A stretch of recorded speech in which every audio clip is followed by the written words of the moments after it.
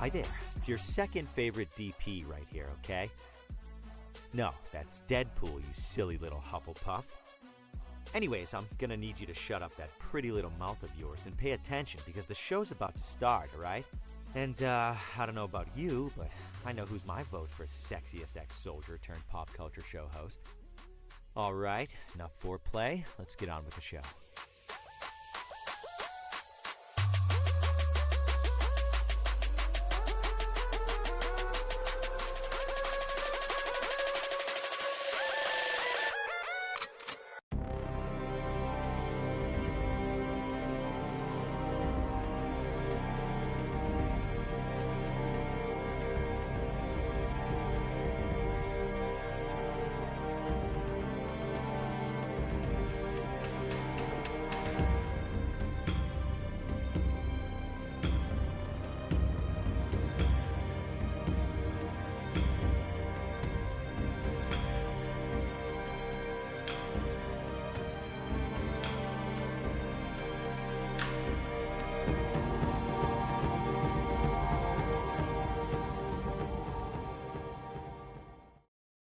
Broadcasting live from the basement of the Pentagon.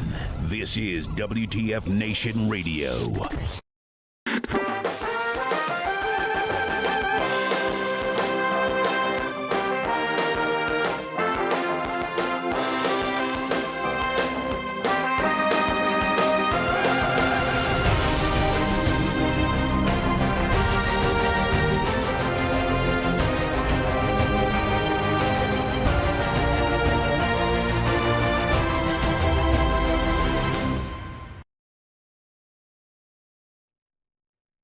Welcome, one and all. Today is May 23rd, 2023. This is episode 134 of Pop Culture Warrior. It's the show where I stay up to date on all the ins and outs of what's happening in pop culture so you don't have to.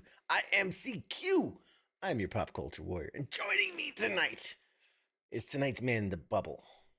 He's the Marine with the mouth. Ladies and gentlemen, please welcome Mad Mike. What's up, buddy? Hey, what's up? Hey, wow. That almost sounded like you had energy. I wanted to be here, right? Jesus Christ. That was like a 1 on the energy meter, man. You feeling okay? I'll calm it down. Right? I'm sorry. I didn't mean to upset everyone. That was like a 2. Like you 100% increase from last time you were here. You feeling all right? Like you get your take your ginkgo biloba? Like what's happening? Like I just pictured, I was doing something else other than this. I just pretended I'm somewhere I want to be, somewhere like happy. Work. Somewhere less depressing than here, like work. Oh man. Hey everybody, thank you for tuning in. Who we got in the chat? We got Heath, Bob, Pete. What's going on, man? Charles and Keith.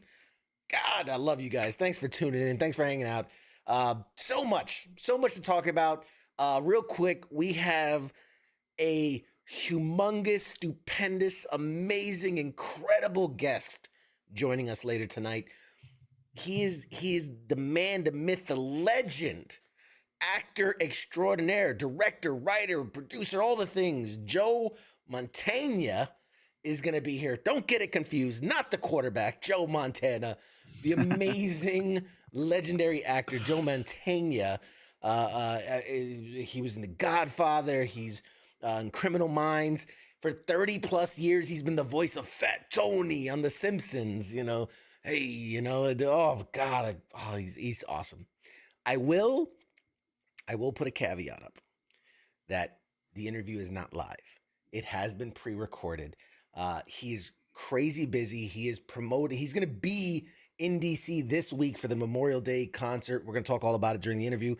It is pre-recorded. It had happened already. So I can tell you in all sincerity, it's a phenomenal interview. We had a absolutely great talk. Just an incredible dude. Incredible dude. Oh man, I'm looking forward to rewatching it. I enjoyed it so much. And he was so gracious with his time and really just a awesome dude. Yeah, he was the DJ in Airheads. That's right. He was the DJ in Airheads. Great. It's the only movie they used to play on Comedy Central. Oh man, that's good.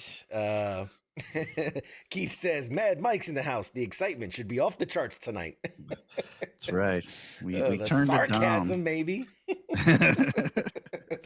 Real quick, just because I see you in the chats, Charles.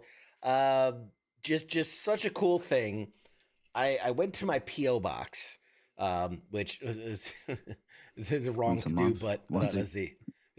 I went to this PO box, PO box 274, Monrovia, Maryland 21770, and look what I got in the mail. Check this out. Roads, where we're going, we don't need roads. How freaking cool is that? That is made by Charles over at Squirrels Woodworks. There you go, Squirrels Woodworks. I'm going to post this up on the social media.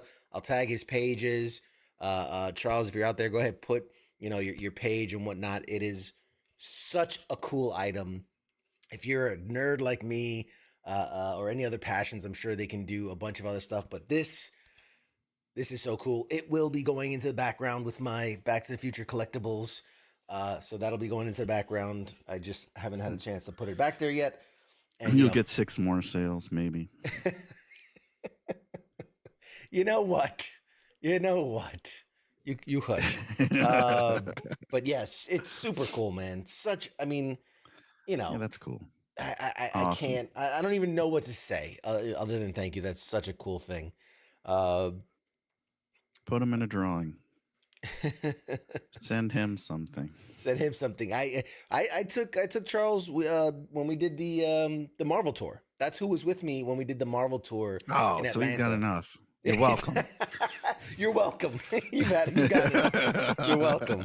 You got to hang out with CQ. Yes. Probably had to grope him inappropriately. Or be groped by him inappropriately. One or the other. I'm a giver and a taker, Yeah, I was gonna say too, I gotta give you credit. So for all the folks at home, obviously I have a massive collection. I just love all these kind of geeky, nerdy things. As you can see, I have Iron Man helmet, Ant-Man, Deadpool head. I mean, all the goofy little things. Heads. The guy likes his head. I love head. What can I say? I love receiving head. So I have had all these, and we've talked before, Mike, about how one of the ones that I've always been looking for is a Star-Lord helmet. And, they kind of came and went very quickly, sold out, average same price as everything else that releases. But in the back end market, like they're going for ridiculous prices now, $400, $500, when they shouldn't be more than $100. And so I haven't been able to find one anywhere. And you actually reached out and you were like, "Hey, check this," and you sent me the link. And they had released like a small re-release pack, kind of like a bundle re-release or whatever. But so Jesus Christ, if I could. And you broke it. There it is. You got it. Awesome. Look at that. Now it isn't the original. It isn't the original one. The original one said Guardians of the Galaxy versus the Infinity Saga re-release. But it's an identical copy. The only difference, like this one, does I think is lights and sounds. Let's see. It does power up sound effects and adjustable fit, cosmic lights. So it does all the stuff the other one did, but the original had built-in Bluetooth headphones inside. So much like Star-Lord, you could be listening to music while the helmet was on. And this one does not have the Bluetooth. Although again, would I really just put it on? I'll tell you how to fix it. Out? I'll tell you right now. Put your freaking AirPods in, and then put the helmet on. There you go. Bam! You got it. You're welcome. But yeah, so that is awesome. Did you steal that one that was supposed to be in Guardians 3? Yeah, that's funny. Yeah, right. That's funny, right? Greg says, "Mad Mike's just a little ray of sunshine." You're welcome. They know you so well. They know you so well. But anyway, so that'll be up in the background soon enough. I literally picked it up earlier. And then me being me, I'm like, continuity right? Because I'm like, I did the interview a couple days ago. So if I open this up and put it in the background now, the first segment won't match the second segment because that helmet wasn't there when I recorded it. So like I get the continuity of the shot. Like I can't I can't mess with it. So which is We stupid. were in It's the same dumb. shirt. I am. The continuity, man. Didn't You gotta wash hold it. the continuity.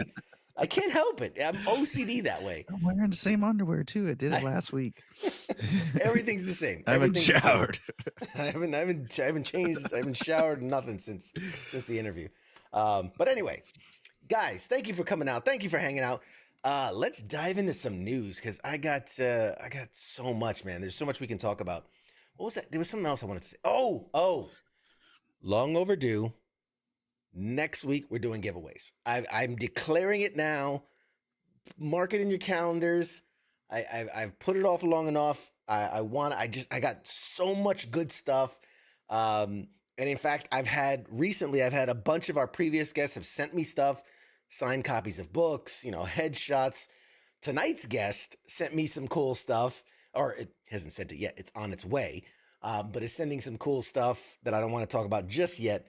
But I want to put it out there. I want to put it out. It does me no good just sitting in boxes around here. So I'm going to send it out to you fine folks.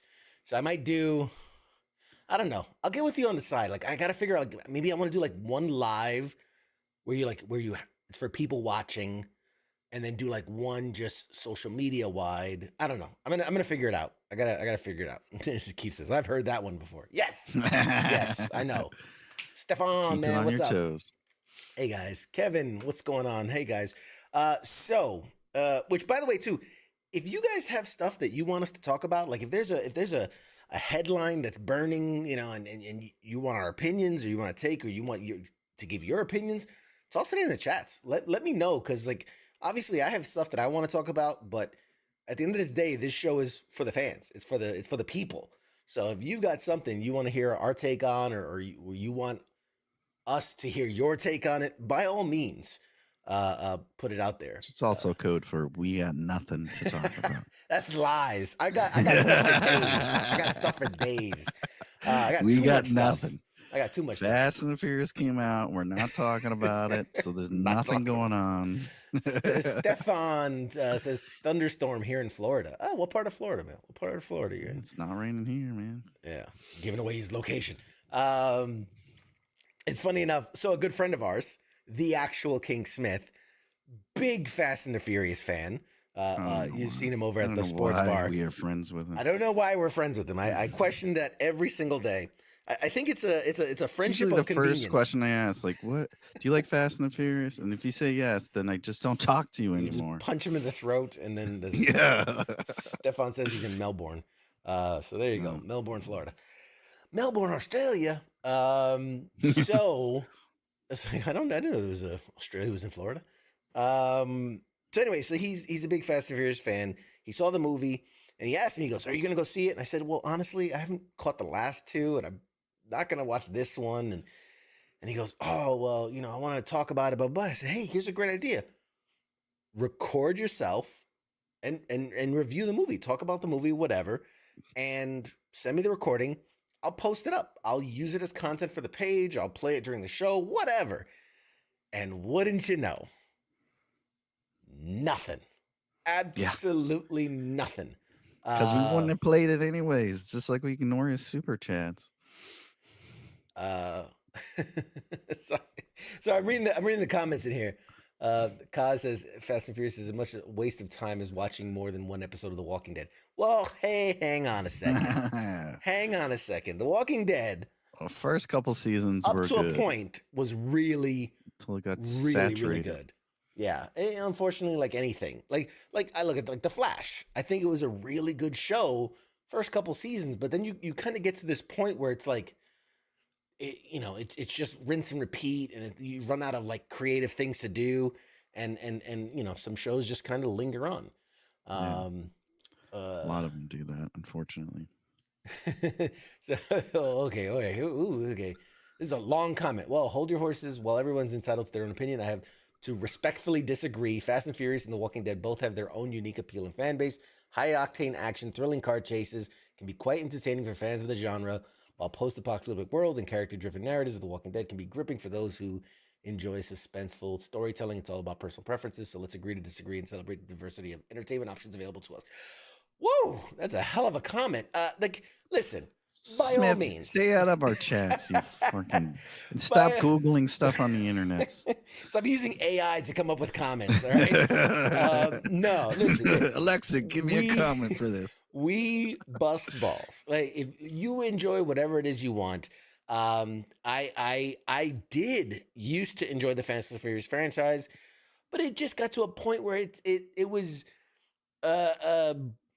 too campy, absurd. When you use a car it's like to swing on a rope. Like we said before, like we were like, who? It's like you got 2 5-year-olds together in a room, and you're like, "What do you want to see?" I want to see a car fly through space. It's like, okay, let's do it. This is funny. Here's the funny thing, and Mike, you're gonna appreciate this probably more than the audience will. More inside joke, but I was talking to the actual King Smith today, and we were talking about what he thought about the movie and everything. He's like, "Oh, I liked it." Blah blah blah. He goes, "But then there's just one part where it threw me off." I said, "Well, what is it?" He starts talking about physics. He's like, "Well, because the one car hits this, and when this happens, it should have just stopped, but instead it bounced." And I'm like, are you critiquing the physics of a Fast and Furious? They went to space in a car. Yeah. They parachuted with cars and were steering drove from skyscraper to skyscraper. They jumped from building to building. They swung on a rope like Tarzan off the wheelbase. Yeah. And now you're critiquing the you physics. Hit a pothole in the road, you fucking can break your axle on your car, let alone launch it 25 feet in the air or from a building to another building, and it'll still drive perfectly fine. They outraced a submarine shooting missiles at them on ice. Yeah, I mean, stupid. come on. Well, Anyway. in the first one, in Eclipse races a blown out 69 Dodge Charger. That thing will never keep up with that car. And Eclipse would have got smoked. Paul Walker would have been sitting there like, God damn, I just lost all my money. It can't break axles in space. That's true. That's true. That is, depending on what if you drift off the North Star, right? We're gonna drift off of it and then slingshot. You got to work the physics right. We check the numbers, right? It's like, hey, you check the numbers, right? Yeah, we're good. Like, okay, cool. Not to mention the many other flaws with that. It's like you're a group of criminals, and all of a sudden you guys are all of a sudden super spy. Like, what are they? Super spies, or they're law enforcement? Like, they were gonna get all arrested, and they're stealing VCRs, and now you're saving the world. Like, when did you guys get? In the first movie, go to the police academy in between movies? They're almost defeated at the end of the movie by a drunk trucker with a shotgun. Like, he almost kills them all. That's right. And wins. And now you're taking on The Rock. Now you're taking on The Rock and John Cena. You didn't get smacked down. This is bullshit. They got Aquaman up in this shit, like Jason Statham, like the transporter, and he didn't outdrive you. Anyway, we bust balls. It's all for fun. I mean, if you enjoy that stuff, God bless. There's a reason. And if you enjoy that, don't talk to me. There's a reason they make more. And then at the premiere, I was watching an interview with Vin Diesel, like, drops the big spoiler because they said Fast X was going to be the last one, right? Like, that's the big finale. Then a couple months ago, they're like, it's so big. We're going to make it a 2-parter. Like, okay, they're pulling a Harry Potter. So there's going to be X1 and X2. At the premiere, he goes, they're talking in the interview. He's like, yeah, and they're like, so how do you feel like the next one being the last one and ending the franchise? He goes, and I'm going to try my Vin Diesel. Well, family. It's all about the family. It's all about the family. But he literally tells them, he drops the big news where he's like, the first one was so good and so big, and we made the second one, and the studio loved it so much. They're like, hey, how about we make this a trilogy? So, like, now there's gonna be an X3 so they have to make a trilogy to end the 10 movie franchise. And I'm like, Jesus Christ. Why not just, but here, it's making money. It's making money. And until it doesn't make money, they'll keep making more of it. And here I am. I can't sell a fucking pilot. This is why I hate people. I can't sell an original pilot about some real shit, but they can make. I mean, but again, it's. You made a movie with a bunch of Hot Wheels. You'd be rolling in the dough right now. We get my 6-year-old to be playing with his Hot Wheels. I'm gonna record it. Ask him what he wants to see, and we'll have a freaking 15 movie franchise. Yep, I'm gonna sell a script. Like I got this train and the dinosaur eats it, and it's like, there we go, train conductor versus dinosaurs. Yep. And my favorite was last thing I'll say about this. I wasn't even going to talk about Fast and the Furious today, and you started it. Mad Rails. I love that. Like the director, he was quoted. He's going, because somebody was like, "Well, what's next? What haven't you done?" And he's like, and they mentioned like time travel. Any kind of real movie. Yeah, no, he's like, I draw the line at time travel. Like that's just ridiculous. Like that's going too far. And I'm like, really? At this point, like that's where you draw the line. It's like at at this well point. Just have the freaking. No, I'm not gonna say it because they'll have it in there. Goddamn DeLorean will be in that bitch. That's going Back to the Future. It's gonna be drifting the DeLorean around corners. You got to get up to 88 miles, but parallel. Like it's got to be like. Anyway. If they can travel in time, how fast can they do a quarter mile? That's true. How fast can you go a quarter mile? I can do it in -3 hours. Like, what? It's a jump through time, portal right through the middle. So a lot's actually happening in the realm of pop culture. I mean, this is, and we kind of said it for a second, The Flash. Next week is the final episode of The Flash. It's the series finale. And with that gone, like, there really aren't any more like superhero pop culture shows. There's still the Superman and Lois show, which they haven't announced it, but I kind of have a feeling on the WB, right? Yeah, that's the CW. It's the CW. But that's I think this will be their last season. And then they have that show that just came out of nowhere. I haven't even watched it. The one where it's about like the Gotham Knights, the superhero kids. And, yeah, I don't, it's very, the angsty teenager kind of like, oh man, my dad is such an asshole. That being said, hey Steven, how's it going? With the Flash kind of ending, like I'm curious, what do you think? Like, we know. I honestly thought it ended a while ago. We know that,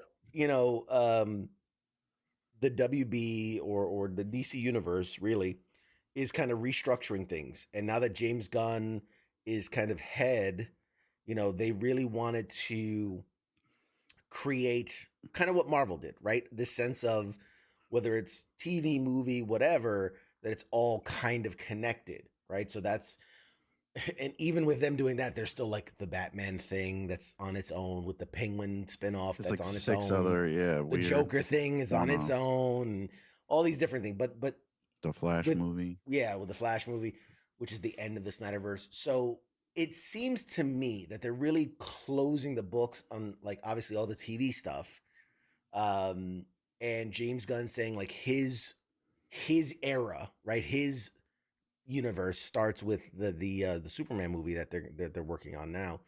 Was it Superman Bold? No, Superman Legacy or something like that. But this idea of like, what do you think they're gonna do with the TV? I mean, like, are we done seeing DC properties on TV? Because I think we are. And that was it was a money grab basically. They're reaching it was for teenagers, It was good for them because it was like their most successful stuff they've had, because they can't make a decent movie to save their life. Yeah. Between them, WB series, and then their animation, that's what's kept them in business with all these movies bombing. But I think he wants to go more like the HBO series, stuff he's been doing. So you think we'll see like the way that Marvel's doing it? You think we will see series But that they'll be only on HBO Max. Yeah. They may in the end they may like spin off kind of like Marvel did with Agents of Shield and that type of stuff. But the movies would have to be successful and then they could introduce whatever would be good for like teenage audiences and stuff like that. Yeah. But that's my thoughts. I don't know. So Greg says Arrowverse was pretty good for what it was. After a few years of this new Gunverse movies, they'll start popping up. Yeah, I think I think Arrow if we see was successful, really good, and then Flash was okay, and then it got more and more campy. Like it's hard. It's so funny because they start out so gritty and so real and so like. And then like if you skipped like let's say 5-6 seasons and then they're all in colored costumes spouting off one-liners finding Weather Wizard and his wizard wand and there's like 17 of them and you're like, why is there so many different colored people shooting bows and arrows? This is freaking the 2000s. Why aren't they shooting people with guns? It's like I tuned in for Arrow, not for all the Mr. Terrific and like all the sub characters and whatnot. But that's also the problem with like saturate. Like you can only do it for so long. You have 17 seasons, and it's like, what are you gonna do? So you're gonna get all campy and weird like that. Yeah. You have to dig deep. You have to dig deep. So speaking of HBO Max. For those of you that have an account and aren't aware of this, HBO Max has actually gone away. It is no more. Let me clarify. Don't freak out. It's still there, but it's not called HBO Max anymore. Because that was what was really holding it back was the name. So now it's just Max. No HBO Max. It's just Max. So as of this morning, May 23rd, HBO Max is gone. Like it or not, Warner Brothers Discovery has made the decision to rebrand its popular streaming service. They've added Discovery Plus content to the HBO Max library, and they're simply calling it Max. The new streamer has been given a new logo, a new slogan, and it'll see an influx of TV shows over the next few weeks. For those of you who have HBO Max right now, don't worry. Nothing will change for you.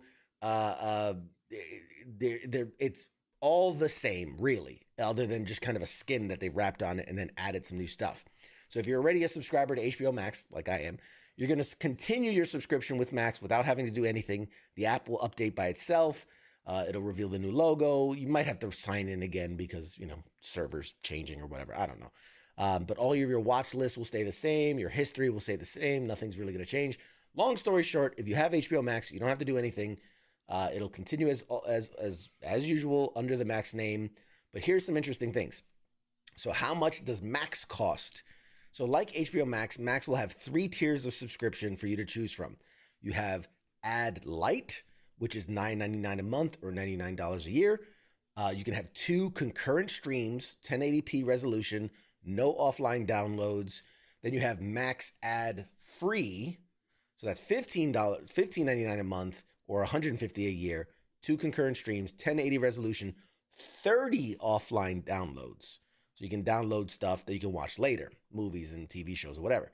Then you've got the ultimate ad-free, $19.99 a month, $199 a year, 4 concurrent streamers, up to 4K resolution, 100 offline downloads, and Dolby Atmos sound quality. So what happens? Oh, and then with the Discovery Plus. So with HBO Max set to be gone, it'll be completely replaced by the new Max service. Discovery Plus, however, will still be around. So this is what's interesting to me when I was reading this. So HBO Max will not exist. Max will take its place. Discovery Plus will be inside of Max. Or added to Max, but Discovery Plus will also still exist on its own. Isn't that weird? That's weird. They're going to add it to this, but it will also still exist on its own. Now, I guess the idea is if you don't give a shit about TVs and movie and all that, you just really like your documentaries or your whatever, you can solely subscribe to Discovery Plus. So the Discovery Plus content will be part of Max, but WBD, Warner Brothers Discovery, is keeping Discovery Plus service as a lower cost option. Basically, if you have no desire to watch scripted TV or movies, Discovery Plus may suit you. What did the other way around too? If you don't want Discovery, which most people don't, that's probably why they didn't do it. You get it cheaper. They give you a choice, yeah. I think eventually, here's a eventually, bunch of animals walking around outside. Like, I cool. think eventually they'll go away with Discovery Plus. I think they'll fade it out. And so they the just raise the prices without having to tell you we're raising the prices. Pretty much. The biggest difference here is that Max will include the content from Discovery Plus, merging the two services into one. Warner Brothers Discovery has also talked about creating a larger offering for kids and for more 4K selections in the future. So that's the promise of like what this will bring for us. That being said, I happen to have it on good authority. I was reading some other stuff where they were talking about like all the things that are going to be deleted soon. Yeah. From Max and from to Discovery. Save money. It's a lot of. They saved a lot of money by doing that too. They cut a lot. And they of stuff. Sent them down. It's cool for like Tubi because they sent all that crap to Tubi, to boost their portfolio. But I think I sent it to you too. Disney just did it, and it's saving them $1.3 million or $1 billion. Yeah, probably billion. Yeah. Billion, like, and that's a lot of money. Like, just it's like crazy how they. I didn't think they paid that much. The sports bar says when they changed it to Max, I was hoping there'd be more softcore porn. Now that's what I thought it was. I thought it was Cinemax. I was like, oh, Cinemax has a thing now or whatever. I didn't realize it was HBO. Man, that's funny. That's funny. And Greg says WTF Nation needs to launch its new streaming service. Seems like there's a new one popping up every week. That way you can get your pilot shot. Man, that would work, except for the fact we ain't got money. We ain't got no money. Who would pay us to do this shit? We'll start a Kickstarter and you guys can. Yeah, I'm that tempted, bro. The only thing, the slight update on just me trying to sell this pilot, and we had meetings with a bunch of production companies and whatnot, and it's a hard thing to sell. Like the route we were trying to take was like the best route, right? You get a production company involved because then they're the certified fresh kind of sticker that gets things done. It is possible to sell straight to a studio, right? To sell straight to like an HBO, sell straight to Amazon or Netflix, whatever. But if you have a production company involved, it's just a lot easier. So we had like 5 or 6 big meetings with big production companies and they passed and they gave really good feedback and they gave really good kudos. It just wasn't for what they wanted to do. And before we got the chance to start talking to studios, that's when the big writer strike happened. So who knows? Hopefully coming out of the writer strike, there's going to be a real big want for more content. So maybe that works out to my favor. I don't know. We'll see. But anyway, that's just keep rehashing old shit. That too. I promised the golden era of TV and movies coming out of the pandemic. If you wrote Fast and the Furious reboot right now, you'll be. That'll get sold, I guarantee you. Oh man. Keith says, "Did you try pitching Slow in the docile? Try pitching your pilots at Vet TV." Here's the thing. Vet TV. It's not like a real network. Well, first of all, it's exactly. It's the WTF Nation radio of internet TV. They'll be like, here, I got a show for you guys. You're not even on the radio. And so the whole thing is that while I'm sure they would love to get something like this is I got to choose my words. They had very one movie like Range 15, but they did a Kickstarter for that. So if they wanted to do another movie, they would do another Kickstarter, and it's not for that. They have that's like pitching. They're like South Park, and you're pitching them. I don't know, The Flash. Like it's not the same. Yeah, it wouldn't fit on that network. It's not a good fit. Exactly. I think that's what boils down to it because a lot of their stuff is humor related, and this was meant to be more over of the a top serious humor. Like This was like it's not necessarily for veterans. It's just about we're trying to win a damn Emmy, not freaking be on some. Just get on the air, damn it. Razzie, that's what it was. Couldn't think of the other one. Let's see, when are the movies about the pandemic going to start coming out? You know, I hate to say this, I do, but anytime there's like a national tragedy, and this for me, it has all started on like 9/11, right? Where it was like this thought of once the initial shock wears off of like, how long until somebody makes a movie out of this? Like I started having these thoughts. What we're gonna do is sit in our house. It's called Married with the Children. But like the idea of like, okay, 9/11 happens, boom, movies comes out. You know, Boston Marathon bombings, movie comes out. You know, I'm surprised there hasn't been, you know, some type of like, you know, school shooting movie, you know, something. But they don't want to admit it came from China. So, until that's confirmed. Yeah. What are you going to do? It just randomly appeared. Yeah, it came from the mists, but yeah. Some dude farted in some guy's face, and now everyone has COVID. Yeah. Isn't there an AI movie coming out where it destroys an AI? Well, that's the thing. Yeah, AI is it's called Terminator. Yeah, the Matrix of the Terminator. Something like that. Exactly. Exactly. Kaz said they paid money for the Purple Heart script, but they passed on you. Yeah. That's solid burn, Kaz. That's yeah. Hey, he'll take it for free just as long as it's on air, and that's what's sad. So Patrick says, how were you able to get your voice heard by the production companies? I'm guessing they get bombarded by people with ideas. Yeah. So real quick, just peek behind the scenes. Yeah, like you can easily find an email for a production company and like, hey, I want to talk to one of the guys about an idea. A lot of times what will happen is you'll get screened out immediately. Or if it's something that does catch someone's attention, they'll send like an intern to talk to you. And then if they greenlight it, you'll go up to the next level. And then if they greenlight it, you'll go up to the next level and then you get greenlight. Luckily, in my case, the guy I wrote the pilot with is an accredited big name TV writer. He's created TV shows. He's written for many big TV shows. So he has agents and he has managers and connections. And so when we wrote the script, he sent it to his people, his talent agency. They loved it. And then they used their connections to talk to other people, and they would send the script out. And out of the, you know, they'd probably send it to, 50 major companies or companies that they felt were the right kind of fit. You know, we've got 5 or 10 back. And I got no shame in telling you who said no to us. We talked to Seth MacFarlane's company. All banned from the show. Fuzzy Door, which is Seth MacFarlane's company. We talked to Red Hour, which I think is Ben Stiller's company.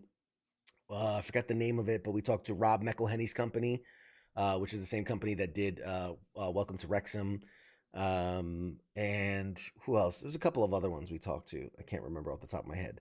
But yeah, we were lucky in that. Well, I was lucky in that my partner has those connections. If you're just someone off the street, it's a lot harder to be taken serious in the industry. So yeah, you're gonna have to take a shot in the mouth. you're probably gonna have to sit on one of them couches and break out the camera and better work it.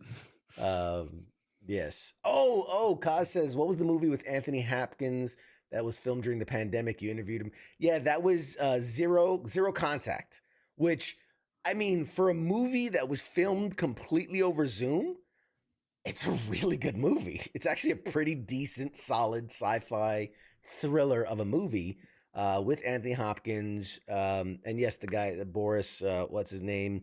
I had 2 of the actors were on the show, and they're currently filming the sequel and the sequel, part 2 and part 3, which will be much more traditionally shot versus that Zoom. They're actually going on location and actually making a movie out of it. So nice. that was a really, finding out the background and that story of like how they did that and all the illegal things they did to make that movie happen. Like the one dude was flying a drone outside of his apartment and things. I got a drone. Was pretty cool. I'll film this scene. Yeah, exactly. Let's see. Any other questions? Nope, I think we're good. So we talked about that. Here's a good one. You're a guy with a Netflix account, right, Mike? You're one of 5 people. I'm like one of the, I don't know, keep them going, baby.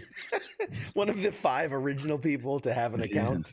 that do password sharing. So I had it since they did DVDs in the mail. Okay, I'm an OG Netflix. I come from before DVDs in the mail. You would get VHS cassettes in the delivered by 30 pigeon. millimeter films. they would catapult VHSs into your house. It would launch them. So Netflix, we've been hearing about this for a while now, but Netflix is to begin emailing users that they know are sharing Netflix outside of their household. So the time is nearing for Netflix to start cracking down on users who are sharing their accounts with people outside of their household. As streaming companies begin to limit how multiple people can share one account, thus limiting the amount of income the company makes, subscribers will continue getting updates on how that crackdown will take place. Netflix was one of the first streamers to notify its customers that they would soon have to pay extra if someone outside the main household was using the account to stream content. Now we have a look at the official letter that will soon send, they're going to send subscribers about account sharing. And I have it, and you got to forgive me because I didn't have time to actually add it to the thing, but I'm going to read it here. So this is the actual, I wonder if I can share, let's see. I don't know. So this is I have a screen grab. Someone got a hold of a screen grab. This is the email that people are going to start getting from Netflix. An update on sharing between households. Hi, insert name. Your Netflix account is for you and the people you live with, ... in your household. You can easily watch Netflix on the go. And when you travel, either on your personal devices or a TV at a hotel or vacation home. You can easily watch Netflix on the go when you travel, either with your personal device or a TV at vacation home. To control how your account is used, you can A, check who's using your Netflix, review which devices are signed into your account, sign out of devices that shouldn't have access, and consider changing your password. They're telling you to change your password so people can't log in. So your family can't watch from wherever the hell else they live. It says, if you want to share your Netflix with someone who is outside of your household, you can use these new features. Transfer a profile. Anyone on your account can transfer a profile to a new membership that they pay for. Basically, so like, let's say so you can buy one, you broke ass bitch. So just as a for instance, if I were using your Netflix and I created a profile, you can basically click on that profile and boot it, and it has to set up its own. You'll have your same shitty recommendations on exactly. And so here's the other option. That's what we care about. Here's the other option: buy an extra member. You can share your Netflix account with someone who doesn't live with you for $7.99 a month. Jesus Christ, I think I paid $10 for the thing. There you go. So I mean, in essence, it's cheaper, right? If it's, let's say, because what's the average cost for a Netflix membership now? Isn't it like $12, $13, $15, something like that? Paid the same price. I don't even know what I pay. Whatever. You should probably say. I should probably. It's like $50 or something. I'm like, why? I don't even watch it. So, but let's say it's. I think it's like whatever, $10, $15. Yeah, like let's say it's $10, $15. So instead of me in this hypothetical, instead of me paying an extra $10, $15, I could maybe toss you $8 and you just add as a member of your account. That's one of the options they're saying. It closes with, we know you might have questions. Our help center has detailed information for you. Thank you for choosing Netflix. We appreciate your membership, and we look forward to bringing you more great TV shows and movies. The Netflix team. I'm still waiting for you to bring me great TV shows and movies. I don't watch you. I constantly forget I pay for you. And you do this, and I'm gonna cancel your ass.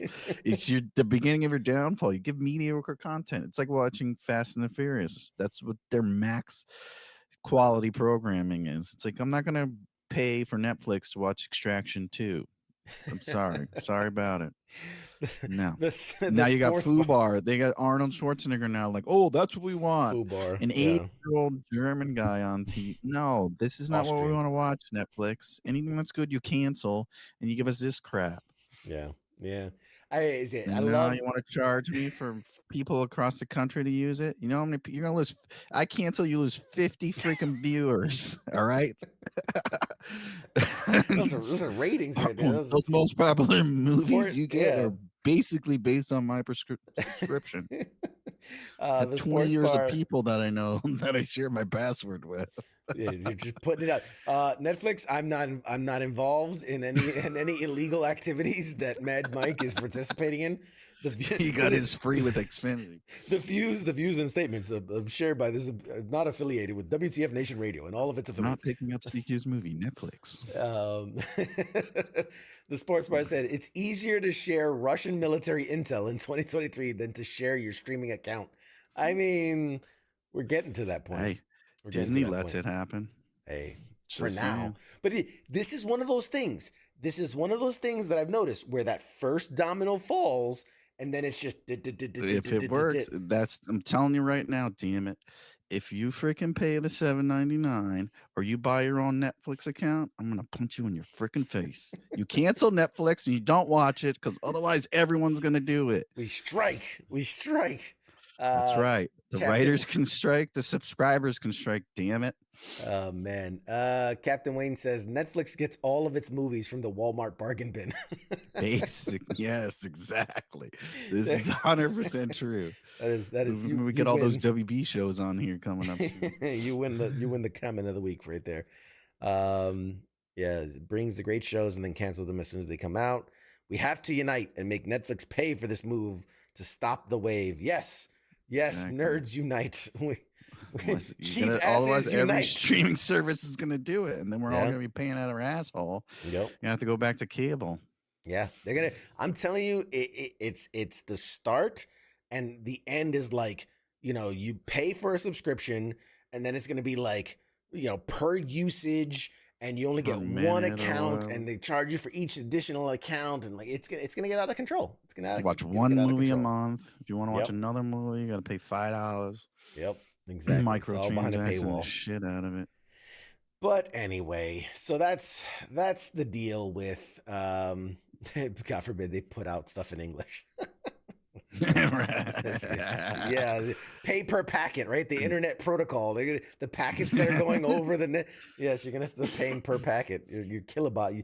Dude, do you remember when we had to pay per text? That's what's gonna happen in the Netflix. Every time you click something, it's a 5-cent charge. You just stop clicking. Who cares? Why is the dog sitting on the remote? Why is your password so long? You know how much this is gonna charge me to enter the password? It's a 15 character minimum, anyways. It's like a $1.95 just to put in my password. It's coming, man. Shit's gonna start dialing up.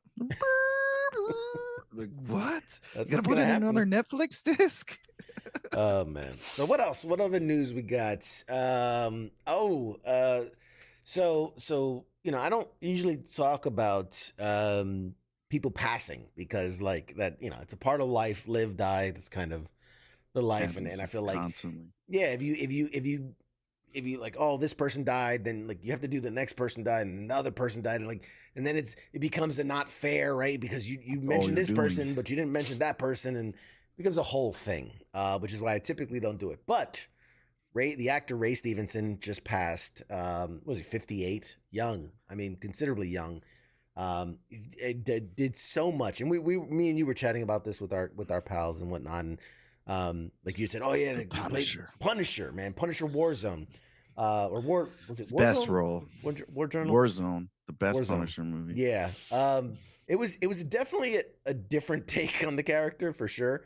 But and I said to you, I was like, he's done so much more, and I don't think he really gets recognized for the amount of work that he's done. Everything. He's one of those character actors where he's been in hundreds of things, and people are like, "Oh, I recognize him," but you don't know his name. Yeah, and it's so funny because as I was looking through his IMDb, I didn't even realize he was in Thor. He was in the Thor movie. He was in he the played guy with the big freaking beard. Yeah, he was the big fat guy. Yeah, he was the big fat guy. But and like, because again, you don't really think of him as that kind of an actor, but like that big the Bollywood movie that like blew up the internet, RRR, He was in that. He played Was a he character. really? Yeah, he was one of the only English guys in that movie. But he was in that. He played a voice on Star Wars: The Clone Wars. Like he was in Thor Ragnarok. He was Volstagg. That's who he was, Volstagg. He played a character in Star Wars Rebels. I mean, Black Sails. He played Blackbeard for 11 episodes in Black Sails. Oh, that's right. Yeah, he was. He was in G.I. Joe Retaliation. Nobody watched Firefly. that. He was in 9 episodes of that? Dexter. He was in 9 episodes of Dexter. I was like, I didn't even remember this. Really? The Three Musketeers in the 2011 version, Porthos, Volstagg, and Thor, and all the Thor movies. He was in the Book of Eli with what's his name? Denzel Washington. Denzel Washington. Obviously, the Punisher Warzone. Oh, Keith said he was in The Other Guys. I didn't realize he was in that. I think he was. With the other guys. He was in The Walking Dead. He played 2 episodes in The Walking Dead. Everyone's been in The Walking Dead. Everybody's in Hollywood's been in The Walking Dead at this point. But like, he's so much, man. So much. I don't see the other guys. Maybe I'm just missing it. Why did he die? The Transporter Refueled. He was in the second Transporter movie. Oh yeah, I remember the Transporter. But yeah, and what might be his final performance? I mean, depending on what comes out, he does an episode of Ahsoka, which is the series that's coming up soon. That's right, coming up. He's playing Balin Skull in the upcoming Ahsoka series, which I think he's a Sith. He's like a Sith Lord, I think, in the series. So it's one of those things, man, where it's like the guy is an incredibly just man, what a career.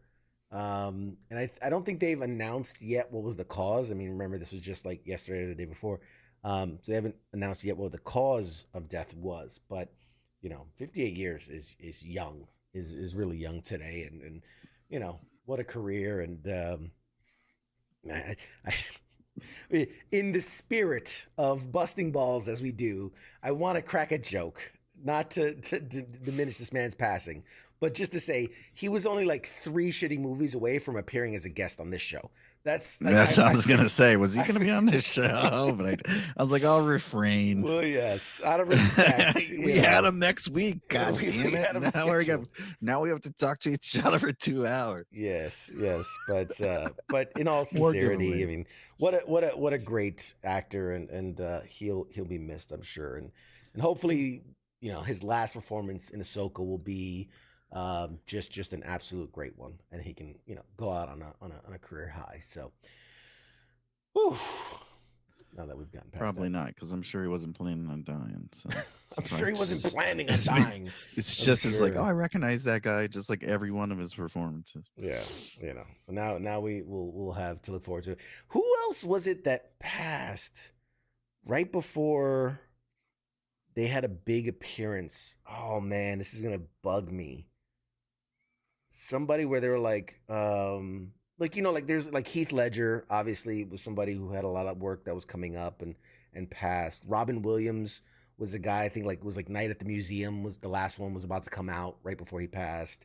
Ray Liotta just did it. Ray Liotta, Cocaine Bear, that's right. Yeah, there's a couple people who have that work kind of ahead.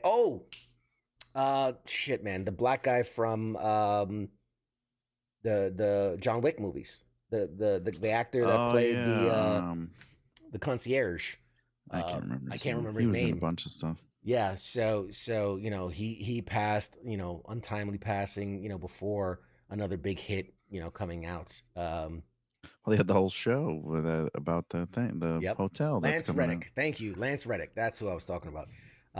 Great, amazing actor. Gets just lost in his performances, and lost him way too soon. Resident Evil, I like the Resident Evil. That was Resident good Evil. on Netflix. Resident Evil, that they cancel. Right. Keith says, "Is it me or is CQ out of focus?" I'm probably out of focus. I've been moving my stuff around, so I might have to check. But you can't. Looks fine on mine. No. Anyway, look a little. He says, clean your lens. Clean your screen. I smudged a little Vaseline on there. You know how it gets. You know how my Tuesdays get. Upgrade them internets. But what else? And speaking of Ahsoka, that was what made me kind of jog my memory was that. So the latest news coming out of that is Mary Elizabeth Winstead has been cast as Hera Syndulla. I don't know if that's a character. That's a popular character. I don't know, but Hera Syndulla in Star Wars Ahsoka. We'll see. What I don't. I'm not as dialed in. Like I probably thought I'm pretty knowledgeable on Star Wars, but when it was like a big deal, like oh my god, she's playing Hera, and I'm like, woo, yeah. Because you got to watch all. You got to see like so they're pulling from everything because you got to watch all the Clone War, all the cartoons. You got to watch all those, and you know who these characters are. Yeah. And you got to read some of the books. There's a lot. It's a bunch, dude. They're just pull from whatever because they're just making it up now. That's what they're doing. Like we didn't plan for this. We kicked George out. We got no plans. We asked him if we should do this. He told us no, and we're doing it anyway. When you said they're just making stuff up now, I had a Drax moment of like, all of this is made up. It's all made up. Like they're not just making it. It's all made up. It's not playing, not a part of any one story. They didn't expect it to be good and never make this crap, and they're just in between making the movies. So they're Can you let's fill the time. They're moving away from the historical accuracy and now just making shit up in Star Wars? I mean, like it's a mockery of the real true story and the real people who suffered on the Empire. Now it's all for TV. It's all made up. Yeah. Should have been dead. Oh, they killed all the DM Jedi, and now you're bringing them all back because you want them because freaking Mando is so damn popular. Yeah, bring in all the Mandos, all of them. I just want Mace Windu to come back. All I want is dude. Did I send you the one about Mace Windu? Like this guy had like a pitch for like a Mace Windu series. Oh man, it was so good. It was so good. He can come back. He's technically not dead. He just fell out of a building. Yeah. Well, I was just having this argument with someone else. Samuel L. Jackson said he'll freaking come back. Yeah. Too. I was just having this argument with somebody, and we said that it's the classic storytelling. No body, no death. It doesn't count. Mm-hmm. Like if you don't see that body like disintegrate into powder, which even then, I mean, look, Palpatine came back. I mean, shit. Like there's always a way back. Easily. It was such a good. This guy had such a good pitch about Samuel Jackson, but like he's obviously he's much older and he's kind of like over the whole Jedi thing, and because he was always like, again, I'm not the biggest Star Wars nerd, but like he was apparently like the closest to the dark side in the sense of like his fighting. He drew from anger, and that's what made him such a good fighter, is that he was more in tune with that side of it. So now he's kind of going back and forth, and he's the pitch for, I was like, man, it sounds so good. It sounds so good. But we'll see if that ever comes to fruition. Because I know he's busy with the whole Secret Wars thing, so we'll see. Anyway, isn't that supposed to come out isn't Ashoka coming out like in November or something? June. Secret Wars comes out in June. So like honestly, what's coming up? Ashoka was coming out too. Oh, Ahsoka. Yeah, Ahsoka is it November? I want to say it was November. Yeah, the fall, right? Everything's coming out in the fall. Well, we got Guardians that just came out. For those that like it, we have Fast X that just came out. I'm talking about Disney shows. Oh, like Disney stuff? Disney Plus shows. They're all coming out in the fall, aren't they? Some are coming out soon. Let's see. Disney Plus shows. Because you got the Secret Wars, Ashoka, both of those. The Echo or whatever. Yeah, Isn't that Daredevil and Echo are filming. Let's see the release schedule. Let's take a quick look before we go to break. So you've got that's the movie Indiana Jones. Or I guess they're releasing all the Indiana Jones movies on Disney Plus. So Crystal Skull, Last Crusade, Temple of Doom, Lost Ark, Young Indiana Jones are all coming out May 31st on Disney Plus. Avatar: Way of the Waters, June 7. Let's see. I never realized that was the guy from Boondock Saints. Yes, it was. So Sean Patrick Secret Flannery. Invasion, that's the TV show. Secret Invasion comes out June 21st. Ahsoka was originally supposed to be August, and I don't know if they've moved it. It's still TBD officially. Loki, that's going to be October. Season 2 is October. Echo is supposed to be November. Ironheart's supposed to be in the fall. X-Men 97, the cartoon, is supposed to be in the fall. And then Agatha Coven of Chaos is winter. So yeah, we still got a lot of stuff. Good stuff coming. Coming down the pipe as far as Disney Plus.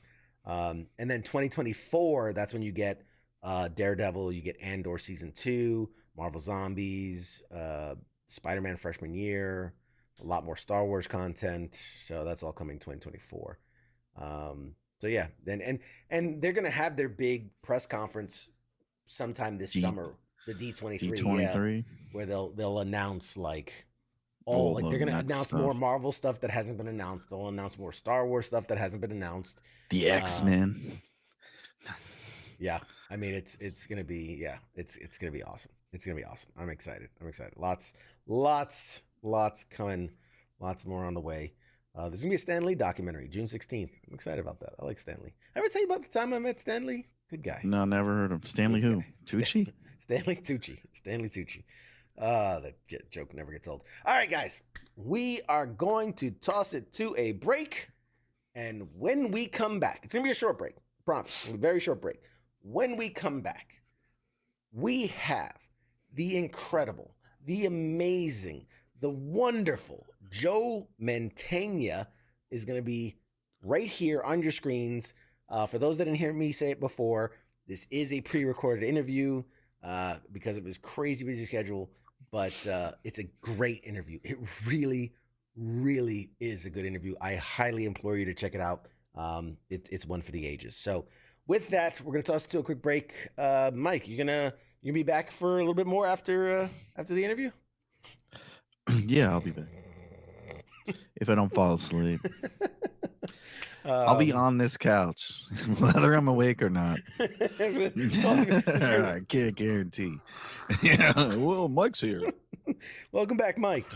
All right, guys, we're going to toss to a short break, and then we will be back in, we'll say 2 minutes. 2 minutes for the interview, and we'll see you guys after the interview. Shots.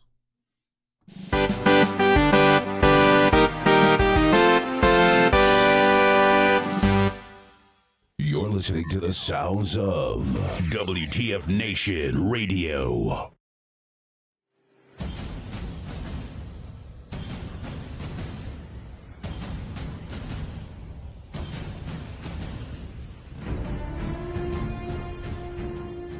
Hey, you there? Yeah, it is right, you. Let me ask you something, alright? Where the hell do you think that you're going? Oh, would you think because the show's going to commercial that means you get to just walk away? Well, CQ asked me to pass on the little message, alright? And it says, I'll be back.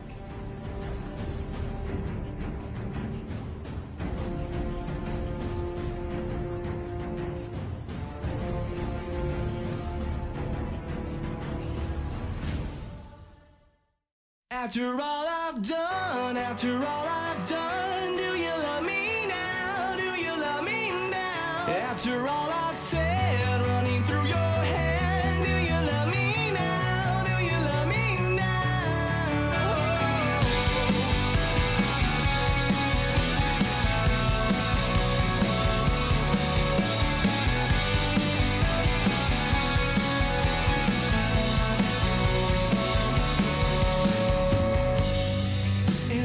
told you everything, I bet you cry and run away.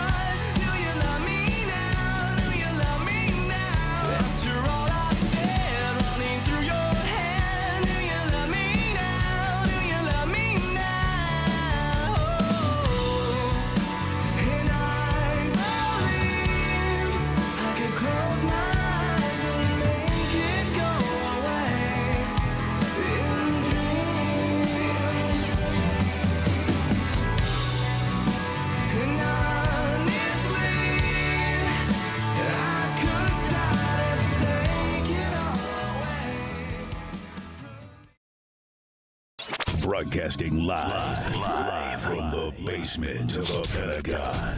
This is WTF Nation Radio.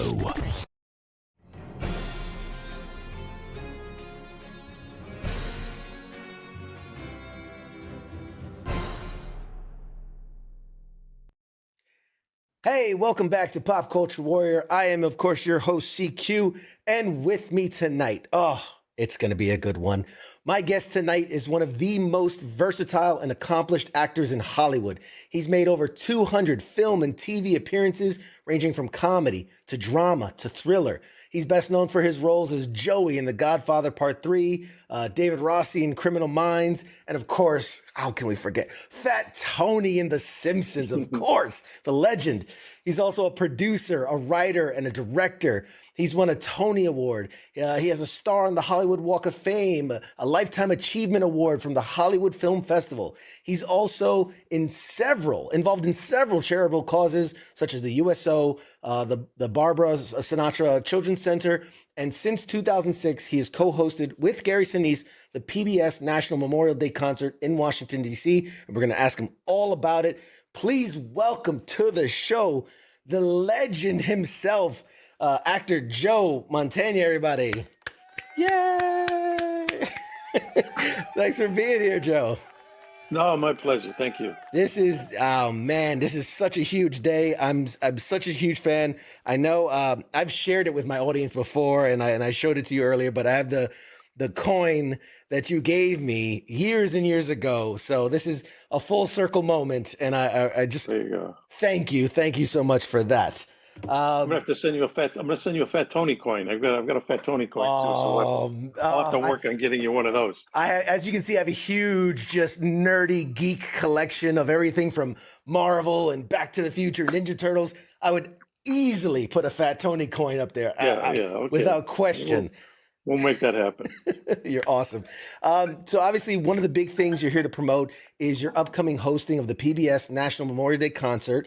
I want to read a little blurb on it, and then we can kind of dive into that. So the PBS National Memorial Day Concert is America's national night of remembrance. It returns live from the West Lawn of the U.S. Capitol this year.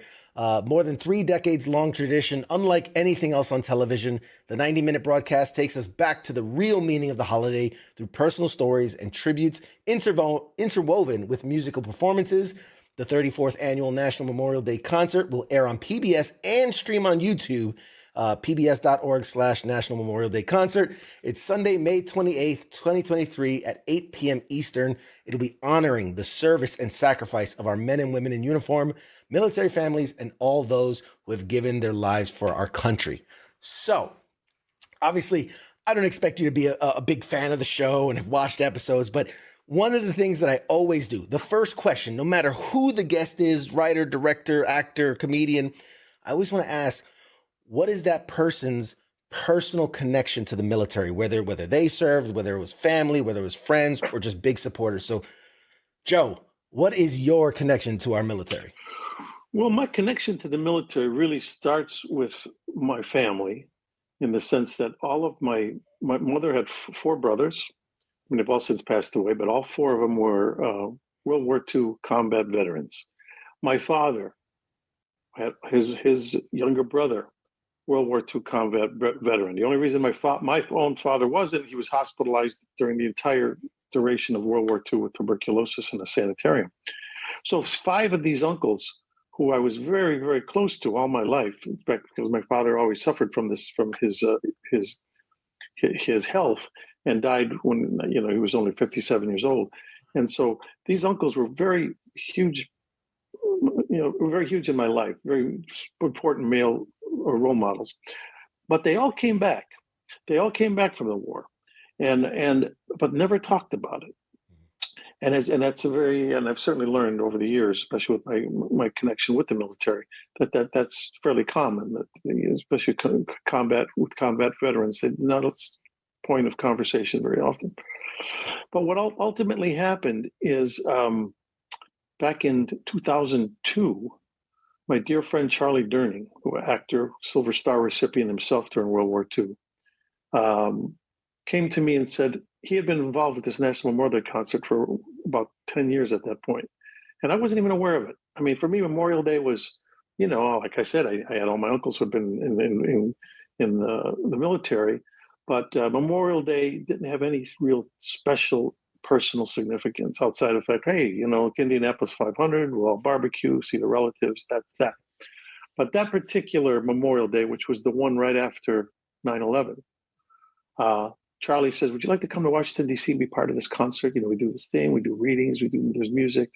And the band Chicago was actually going to play that year. And they're very dear friends of mine. I thought, wow, this will be an interesting new way to spend Memorial Day weekend. Okay, Charlie, I'll do that. Well, I get to Washington, and to cut to the chase, what I had to do, my participation in that concert was to get on stage in front of we're on the west lawn of the Capitol. There's the Capitol in front of you. In front of me were 200,000 plus people live, standing there in seated, whatever. I mean, it was like, I go back to thinking of Woodstock, because I'm old enough to remember that. Here's all of these people.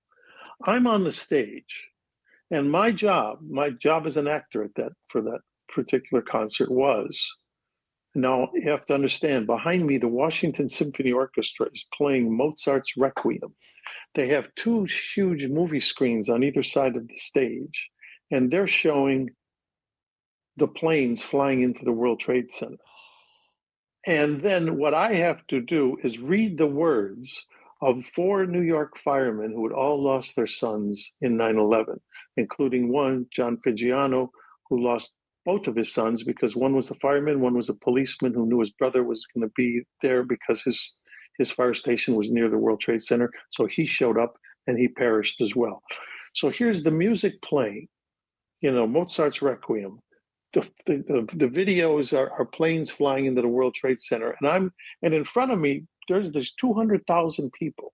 But in the first row, seated in the first row, special row, are the 4 New York firemen, the parents and their wives, and they're in their full dress fireman uniforms. And I have to say things like, it's a good day when they're going through the rubble and they find a patch of your son's uniform among the rubble. Now, all I could tell you is, as I was doing it, I realized it was an emotion and a feeling I'd never experienced before in my life. I thought to myself, I'm a performer. I've been an actor for many, many years at that point as well. That was over 20 years ago. But I realized this is not acting. I'm not doing a performance. I'm recounting history.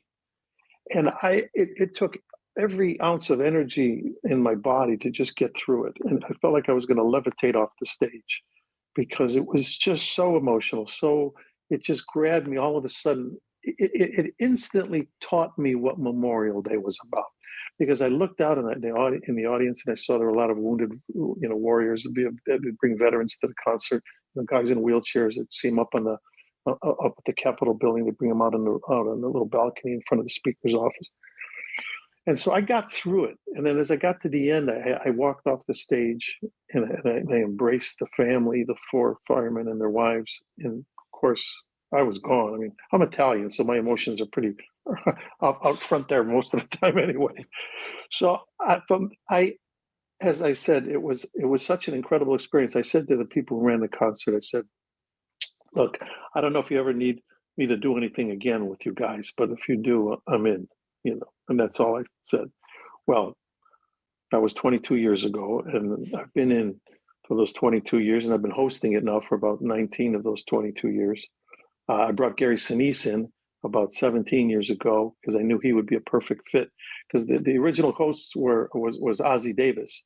And when the wonderful actor Ozzie Davis, who was a veteran himself, when Ozzie passed away, it was my 3rd year doing the concert as an actor. They came to me and said, would you be willing to take over the hosting duties? And of course, I was so honored and so humbled. I said, of course I will. And I did it that year. And then the following year, I brought in Gary, knowing he would be such a perfect fit. And then so the 2 of us have been doing it ever since. And so, I mean, it's a long answer to your question, but the bottom line is this. It instilled in me, and I've said this often, that Memorial Day, the holiday that I kind of thought of as, yeah, Indianapolis 500 barbecue, you know, everybody's off from school, it's a short week. to the most important holiday that we celebrate in this country, because without this holiday, there is no other holidays. Had it not been for those sacrifices, there is no other holiday. There is no other United States. There is no, So that's the revelation that I came to. And so that's why the concert is the important thing I do in my life each year. So, Well, we thank you on behalf of the veteran community, and I'm curious, and I'm gonna have more questions about the concert itself, but like you said, post 9/11, we saw such a change in the American people and this unitedness, and I guess uniting against the common enemy and a common thread. And I was a senior in high school when 9/11 happened, and I'm from New York, and I was in the city when it happened, and immediately I graduated that year, and I immediately signed up. I ended up in the Army and multiple deployments and whatnot. And that's how I ended up with the pieces of me missing. Have you seen, because as a veteran, as someone who is in the community and does a lot of things, I've seen a change over the years, and with 20+ year war, and almost this fatigue of like, oh, thank you for your service. This is like, when it used to mean something, it was passionate and delivered. And do you think, like, is now more than ever it's important to do these Memorial Day concerts? Because it was easy, right? After 9/11, it was easy to get them. Absolutely. Yeah. But, no, it's very easy to fall into apathy. It's very easy, when things are relatively good, and there's no, not a lot of, it's not like the nightly news is showing body counts, overseas. It's easy to fall into that apathy of like, okay, well, things are, we got problems, but at least that thing we don't have to worry about. We don't have to worry about the men and women in uniform. They're not busy doing anything too dangerous right now. Yeah, that's a danger. I mean, and it's kind of ironic in a way, because during those periods of apathy, what it really means is that everybody's really doing their job in a way and ensuring the peace, around the world as best they can. And that's why when those moments happen, when things happen, like, well, obviously what happened with 9/11, what's happened with throughout our history, when we have to basically unleash the dogs of war, then all of a sudden everybody pulls out the flag, everybody gets patriotic and everything. And of course there are periods when that doesn't happen to the extent it should have. And I certainly grew up through that period, the Vietnam period, where it was like a very unpopular war. There's a lot of protesting against it. And that's why I personally am not political. I never will get involved in any political way with what I do in terms of my support for the military, because I follow the lines of the military, in the sense that it's the duty to follow the commander-in-chief, whoever it may be. And if people, we're lucky enough to be in a country where if you don't like who the commander-in-chief is, vote for somebody else next time, But not everybody has that freedom in this world, on this planet, but we do. But so for me to embrace politics is wrong, because then if I embrace one side, then I'm negating everything on the other side, and that's not the case. We are the United States of America, and of course we have differences, we have political differences, we have social differences, we have all kinds of things happening. But at the end of the day, in time of great crisis, we tend to come together, and unfortunately, it happens at times like World War II, when all of a sudden everybody was united for that common cause, and that's why they say it was the greatest generation. But it shouldn't have to be that it takes a world conflict for everybody to say, "Hey, wait a minute, we got to pull together. We're all in this together. We are all united. We are all, and thank God we have these men and women who are on the front lines." And there's no truer statement that freedom ain't free, but some of them pay a much higher price than others, That's right. And it's like I say, I grew up during the Vietnam era. I could have very well been a name on a wall, on that wall in Washington. The reason I wasn't, there was the draft lottery at the time, based it on your birthday. My birthday, I don't even remember what it was. It was probably 216 or something. And I didn't even think about it. I was in junior college at the time. It was like, oh, my number's what? Oh, okay. And then they never got even close to it. And I didn't think about it. And it really wasn't until, like I said, when I did that concert and realized, wow, Yeah. we owe so much. And there's been other instances in my life, in my career. I remember I was doing a movie in France some years ago, about 15 years ago. And we're driving through this town to location, a beautiful location, Rambouillet, France, about an hour and a half outside Paris. And we're driving to the location on plane. It's a comedy. It's a great, fun. I mean, I'm living the life. I mean, I'm really thinking, wow, this is a good day to be Joe Mantegna, And then we're driving, and I see two flags flying in the distance where this town is. And I see one is a French flag and one is the American flag. I said to my driver, I said, "What's that?" And he says, "Oh, it's a cemetery." I said, "Well, let's go over there." So we go over there, and of course, what it is, it's a military cemetery. Mm-hmm. And there it was with the American flag and the French flag flying together. And I walked into this beautiful little cemetery in this little small town outside Paris, Rambouillet. And here were all these crosses and stones depicting the bodies of Americans. And boy, again, it just choked me up. It grabbed my chest of that, like, wow, yeah, here I am having a good time, but I'm doing it on the shoulders of people like this, and that doesn't change. That hasn't changed. And unfortunately, I pray for the day when I won't have to do a Memorial Day concert, because there's no need to, but until that day comes, there's always going to be sacrifices every year. Even if something is a training exercises, you see guys that are out there flying, flying helicopters in a training exercise, that their sacrifice is no less. Yeah, they're on watch. You're so spot on, and it's incredible coming from someone who hasn't served. You are so in tune with the veteran experience, and your years working alongside the veterans is showing. People forget that, okay, maybe we're not in an active war, but hate to spoil the surprise, we've got people operating all around the world 24 hours a day, 365 days out of a year. And then, the worst, like you said, is we have training accidents. We have helicopters go down. Things. It's important to honor the sacrifice and the service of all of our men and women in uniform. And I think you said it perfectly in that, all gave some gave all. That's just right. It's the epitome of what it is.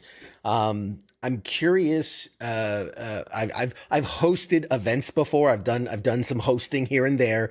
I understand the challenges of hosting something. I can't imagine on the scale that you're doing. This is such a large scale event. For it to be live, for it to be out in the open, all these things, and then just the weight of honoring the sacrifices of the military members and their families. What are some of the challenges you go through doing something like that? What are some of the highlights of it? Yeah, I mean, well, it every year is different, and every year is just as impactful. In fact, I'll bring it right up until the last one I did, which was last year. I mean, with the Memorial Day concert last year, I did a piece, as besides hosting it. On occasion, I will do a dramatic piece, and I did this with the actress Jean Smart, the acclaimed actress from the show Hacks now and Designing Women and a million things. She's like one of the most acclaimed actresses alive right now in Hollywood. And we did the role of this couple, this general and his wife, who their story, and they were there in that front row, just like I said, with the firemen were. And it was the story of their two sons, one a veteran serving overseas in Iraq, the other one military as well. But what happens is the one son is killed in action, the other son commits suicide. And this is not an uncommon thing that has happened, things like that. Absolutely. So here was a case where I tell this story of this general and his wife and her daughter and their two sons, and all the two sons are both gone. And now this family is so active in trying to prevent, treating in terms of, mental illness or mental problems kind of that can happen, certainly, in the military, due to PTSD and whatever else, just the ramifications of what they have to do. And so I was doing that thing last year, and it was just as it was just the same as that. Going back 20 to 21 years to my first concert, it brought up all those same emotions because again I realized I'm recounting history and I'm looking down at this general and his wife and their daughter, and again we walked off the stage and I embraced them and it was deja vu all over again, and no less impactful, no less like, oh yeah, I've done this before, been there, done this. No, none of that. It's the first time all over again. And so that's why it's so, I mean, it's a challenge, but for me, it's like, God, it's the least I can do. I mean, that's not the challenge. The challenge is who we're representing and who we're trying to bring attention to and who we're honoring. That's the challenge. All I am is I feel like the court jester in the court. You know what I mean? If I can make them laugh and smile and feel good about themselves, or if not feel good about themselves, but at least be reflective, or this, that, and the other, so that everybody else can go out and do what they need to do in life, then so be it. But I feel very blessed to be who I am and do what I do. But I by my involvement with especially with the military, made me realize I'm blessed because of where I live, where I was brought up, and those shoulders I stand upon, which go back to 1776 and before. Right. What are some of, like, doing something like this? And I feel like we've touched on it a little bit, but I want to ask, what is it that you hope to convey to an audience that maybe isn't particularly, they're not one of those family members that were directly impacted, right? But for the general public that's watching, for those at home right now that are considering watching, what is it that you hope that they take away from this experience? Well, again, I would stress that aspect, like I say, that first of all, that there's politics are not involved. Sometimes, and I've run into occasions where I'll say, what are you doing? What are you going to be doing in May? Oh, well, I do this National Memorial Day concert. Oh, well, that's too political for me. Like, then I want to take the time to talk to them and say, well, wait a minute. We're not talking about something that has a party affiliation here. You know what I mean?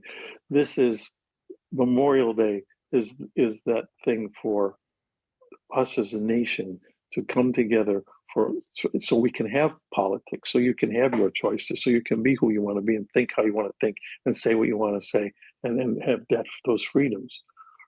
So I mean, so to me, that's very important. That's one point I at least try to make, or try to hopefully exemplify, is that it's not a matter of being liberal or conservative, or being black or white, or being one race or another, or being young or old, or anything.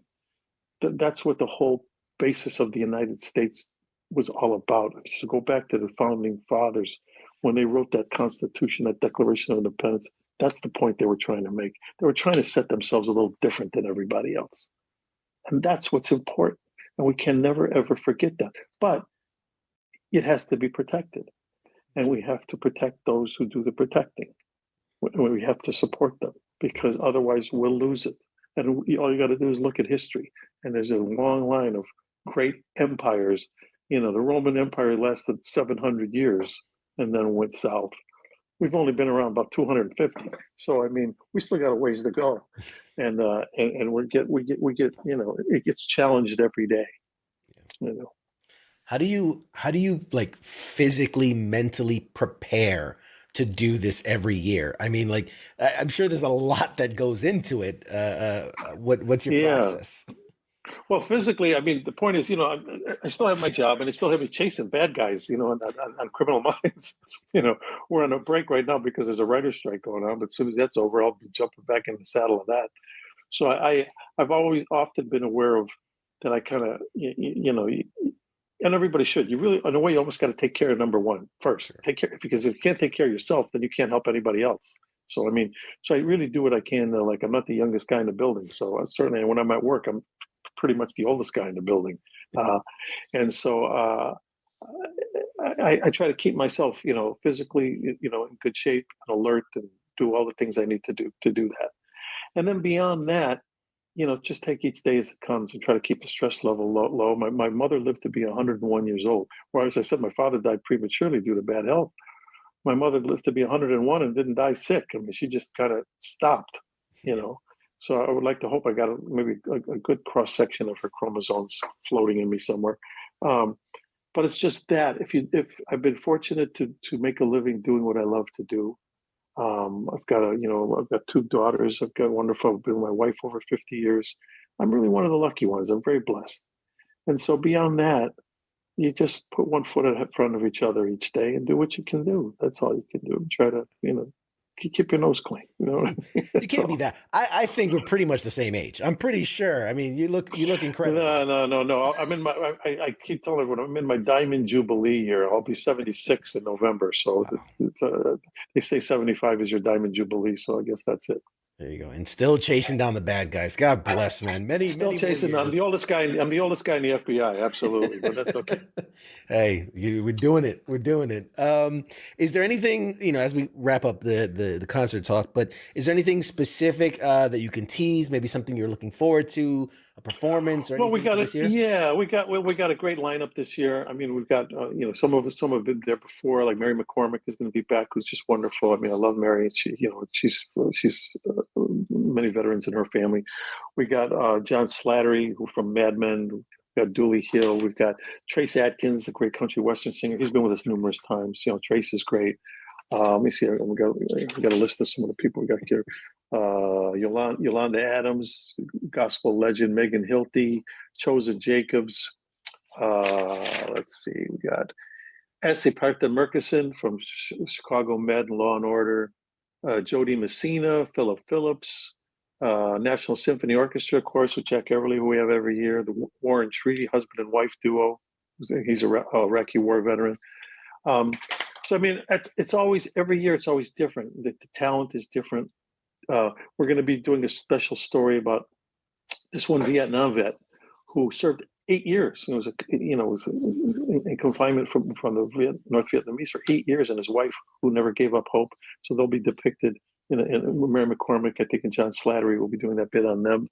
We're doing a thing on the Gold Star families, which have always been a big part of our show on occasion. To show these are the wives, the mothers, the families who've when someone dies, in the military, their watch is over, but the family has to go on, and there's that, and then that's a whole issue into itself. We have the 70th anniversary of the Korean War. We'll be touching on that, and then a special thing on tribute to about the merchant marines from World War II, and that's going to be kind of personal for me in a way, because one of my dearest, closest friends in the world was Peter Falk, the actor who played Columbo, and we were very, very, very close friends. And he served in the Merchant Marine, and one eye and all. He wouldn't have been fit for duty, but he did the Merchant Marine. So that's going to be special even for me to be part of that tribute. So it's all I would say is to people is this: if you've never seen this concert, carve out 90 minutes of your Memorial Day weekend. Watch the race, have your barbecue, have the friends over, do all that stuff. But either, videotape it, do whatever you want to do, or, tape it or watch it live if you can. Find out where it is, be on your PBS station all across the country and many stations throughout the world. And I guarantee you, after that 90 minutes of watching this show, you will understand, as I did, what Memorial Day is all about and why it's so important. And why to me, it's the most important holiday we have in this country. That's all. That's all I would say. And if after you see it, you say to yourself, okay, that was great. I really don't need to do this again. That's your choice. But I can't tell you the amount of emails I get and contacts I get from people even on the street that will say, I never missed that show after the first time I saw it. And because like I said, that's what it does to me. I mean, even if I wasn't part of it, I mean, after seeing, what it does to you, what it instills in you, is so important. Those moments in one's life shouldn't be avoided if possible, and should be disregarded. That's all. Yeah. How do you, you are an incredibly busy person. You have an incredibly busy schedule. How do you, as an actor, as a producer, as a director, stick to this commitment to the concert and to the veteran causes? Like, what is it that, how? Well, you do. You have to have your priorities in life. That's all it is. I mean, you have a pecking order of things.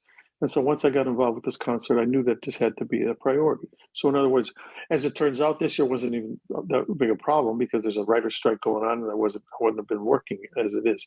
But there's been instances where if I'm filming on a project, I let them know right as, if it's in January or something, and I know it's going to run into May, I'll say, just know I need these days free, and then that's okay. And that's not that big a deal. Like I said, what's the big deal about that? I mean, like I said, uh,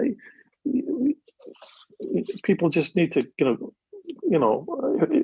it's just important. Set your priorities in life and try to stick to them as best you can. Obviously, things are going to happen and plans get changed and this, that, and the other.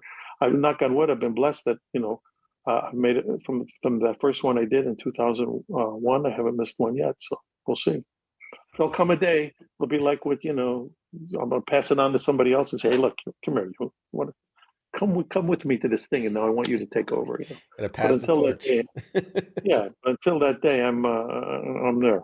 I'm available if you need someone to host. There you go. There you go. I can fill it for you.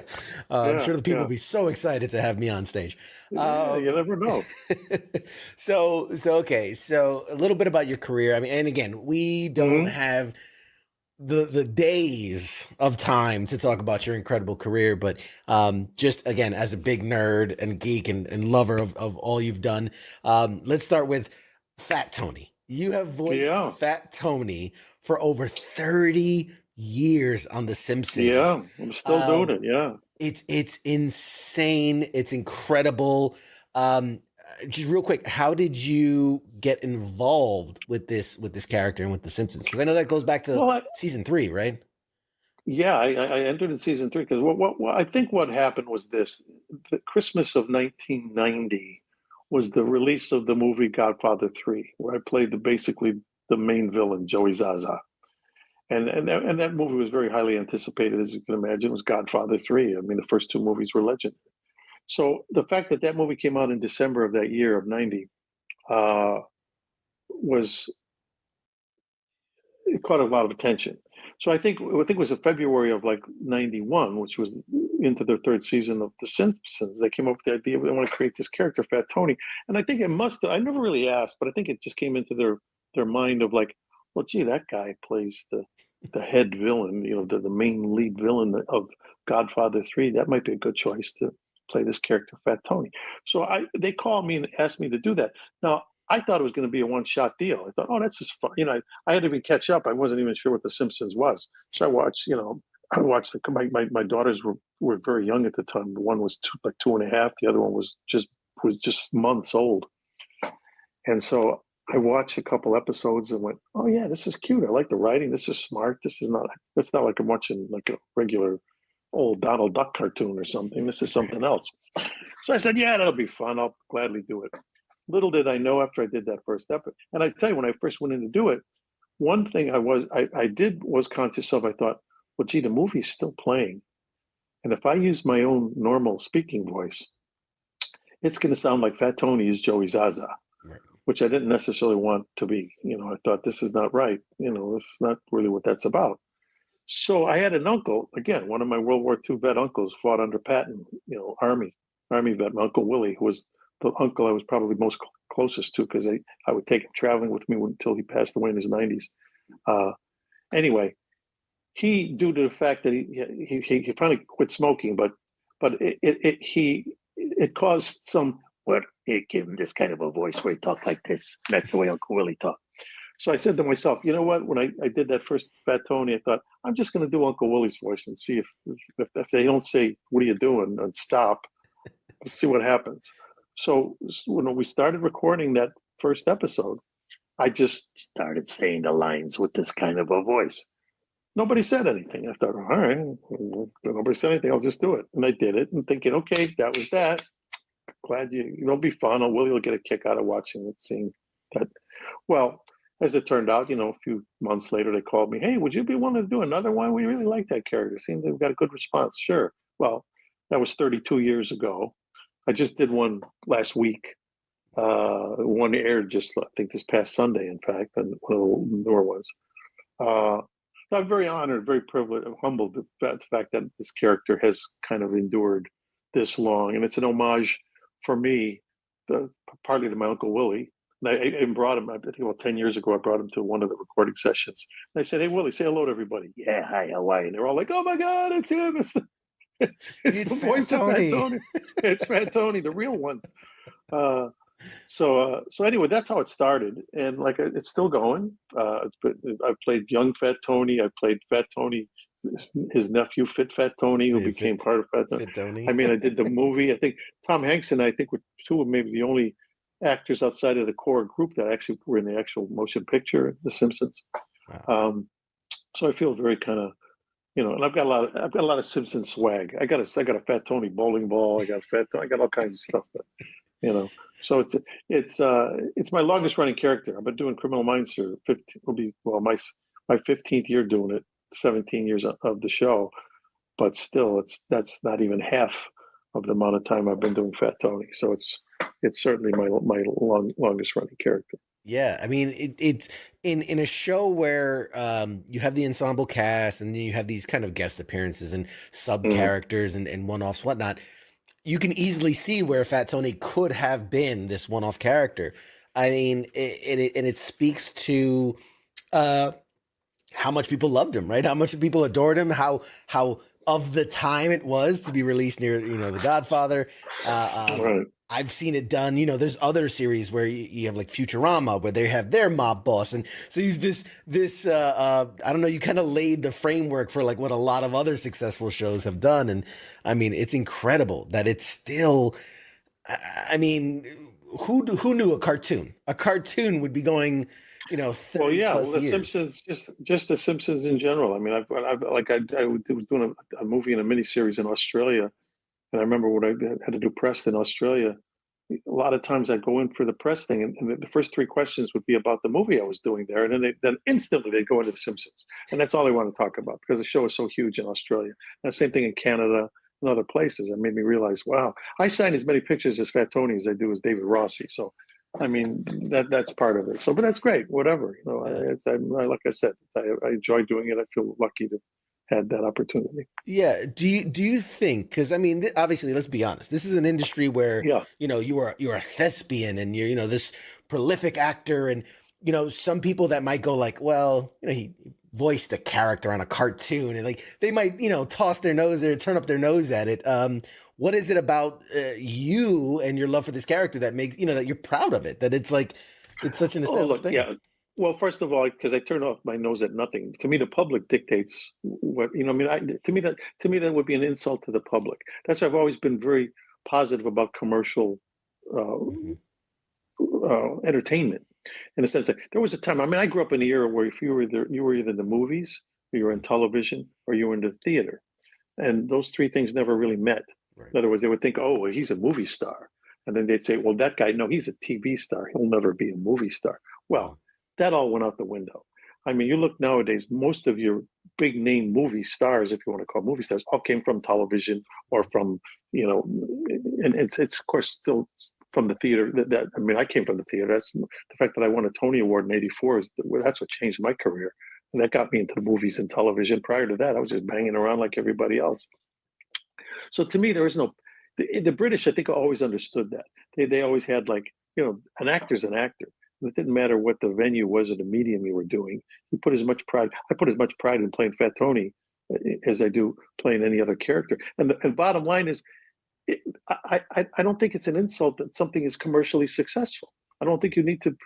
Some people will say, "Oh, well, that's not, that's just a cartoon." That cartoon has done more episodes than anything on television. They must be doing something right. I mean, we've done over 300 episodes of Criminal Minds. We don't come near close to what The Simpsons has done. They have something like 800 episodes or something. It's like unbelievable. So that would be like telling the public, "Oh, you're stupid. You guys, don't know what you're doing watching this stuff." So no, I think in the case of The Simpsons, I think they've elevated, cartoons, animation to another level in a way, just the same way Disney has done it in their way to another level. And it's also, so much of it is a social commentary as well. And I think they spawned, as you kind of inferred, they spawned a lot of other shows that, in a way too, make that point, and as much about social commentary as it is, just fun. It's not just, it ain't just everybody's little kid cartoon show. And when I was a kid, cartoons on Saturday was, Mighty Mouse and Mickey Mouse and Donald Duck. That's great too. They have their place. So no, I never felt the kind of a thing like, no. If it's all based on the material and if people, enjoy it, it doesn't matter what the venue is. To me, as a cartoon can be as noble and as important as any, Oscar-winning Best Picture. Yeah. I can't count how many Disney movies I've cried my bawled just tears. Yeah, of course. Stories so powerful, and you need the voices of these incredible actors to bring these characters to life. I've been very fortunate to interview many voice actors who, and I hate the term like voice actor, because you're an actor, right? Regardless of if you're on camera or not. But some, it's true. Some tend to do more. There's some that just almost exclusively do that. But that's like what I mean. There's room for everything. And I've been fortunate enough to jump around, do books on tape. I've done, voiceover acting.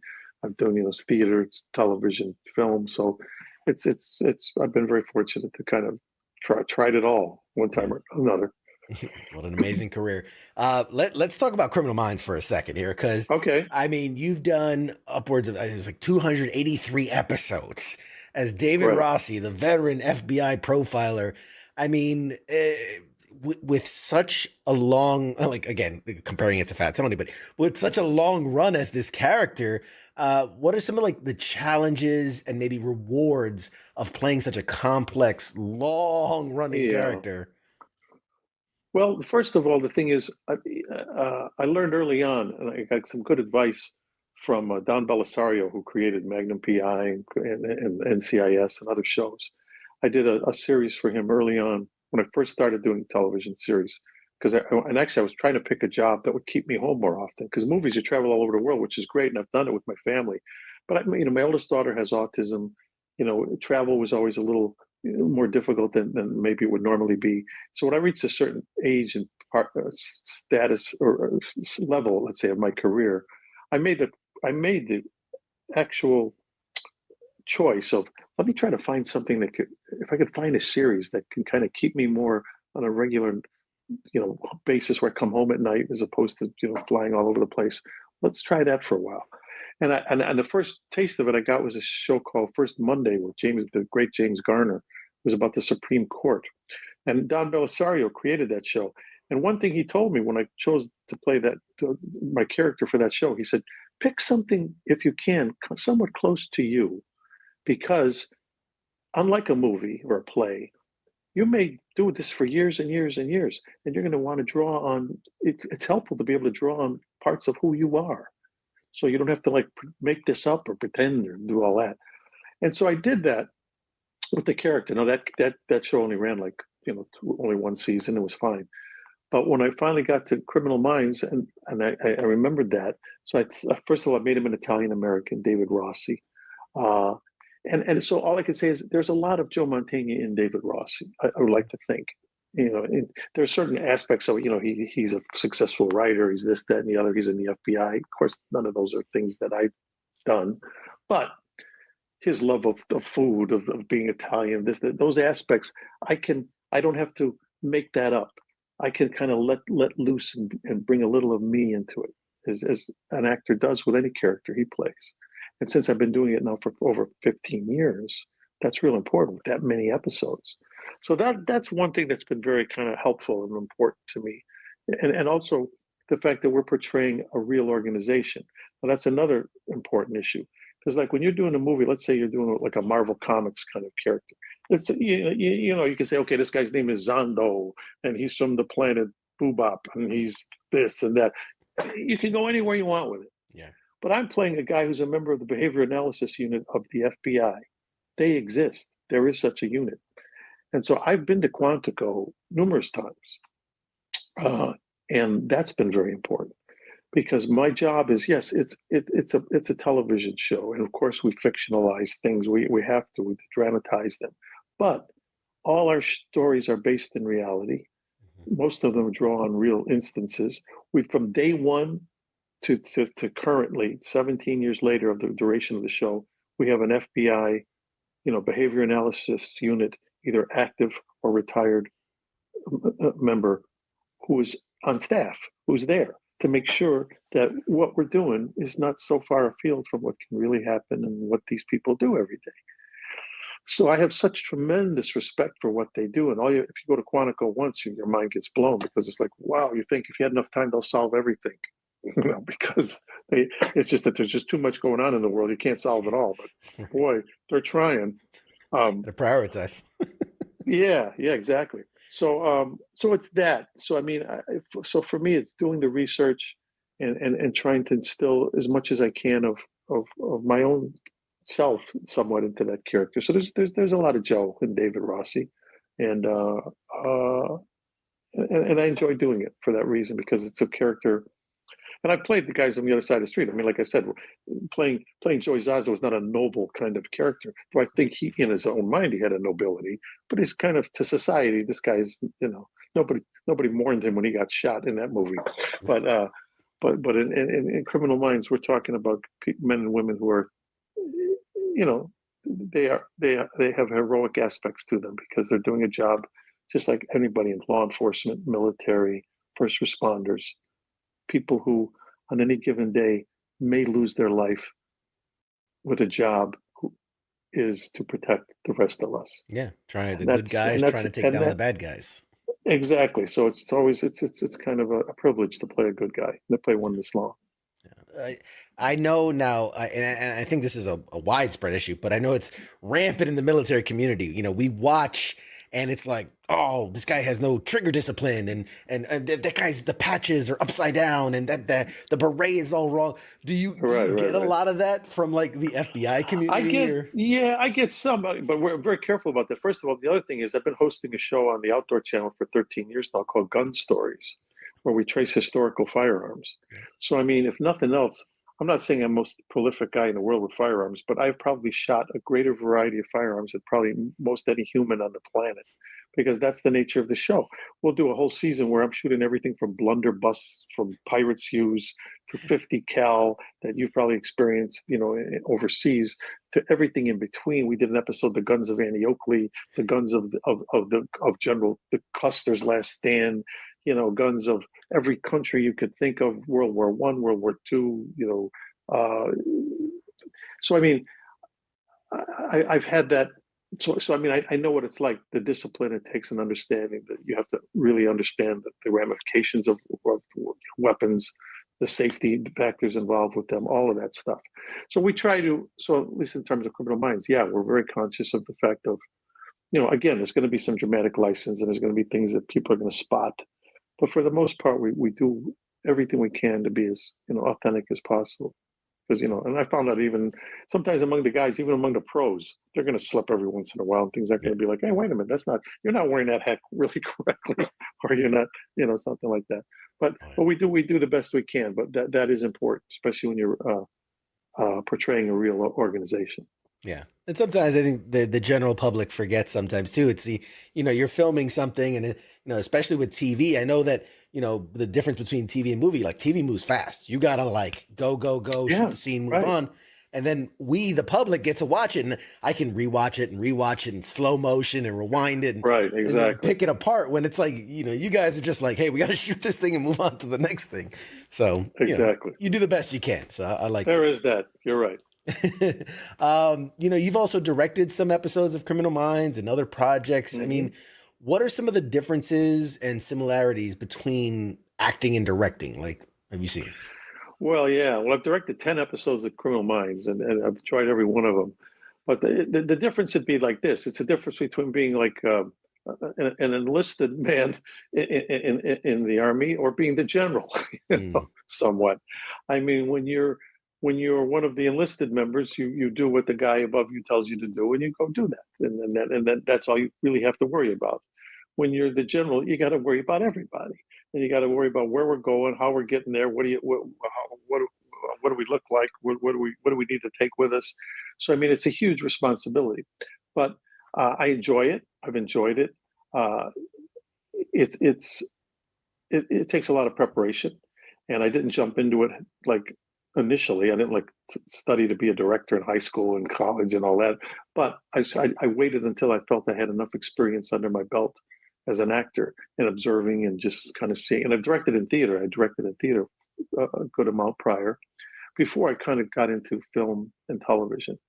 But it's a whole different experience, especially when you're also in the show, because you're also acting and then you're directing it as well. But I think if an actor is prolific or proficient enough as an actor, there's a good chance if you can feel it, whether man or woman. In our show, we're lucky. We have some of the girls have been directing. You know, Aisha's directed some episodes. AJ Cook has directed some episodes. Adam Rodriguez has directed. I've directed. And in the past, Matthew Gubler's directed some. So anyway, it's a different experience. But again, it's one thing of being one of the troops or the guy who's leading the troops, and so it's a different experience. But I enjoy both. That's awesome. I got to mention too, you were in 2 episodes recently of Barry, and it was awesome. Yeah. Oh, it was so good. Great show. You did awesome in it. Is it?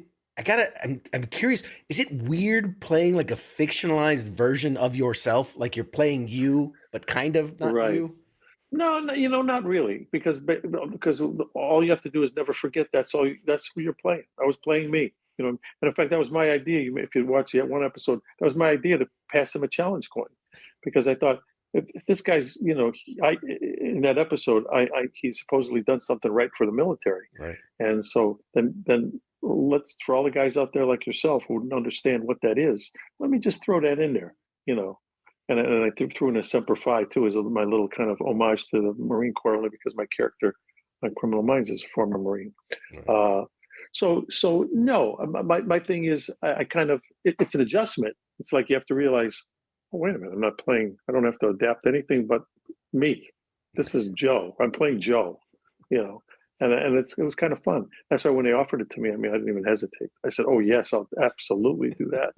And Bill Hader and Hader and Winkler are two of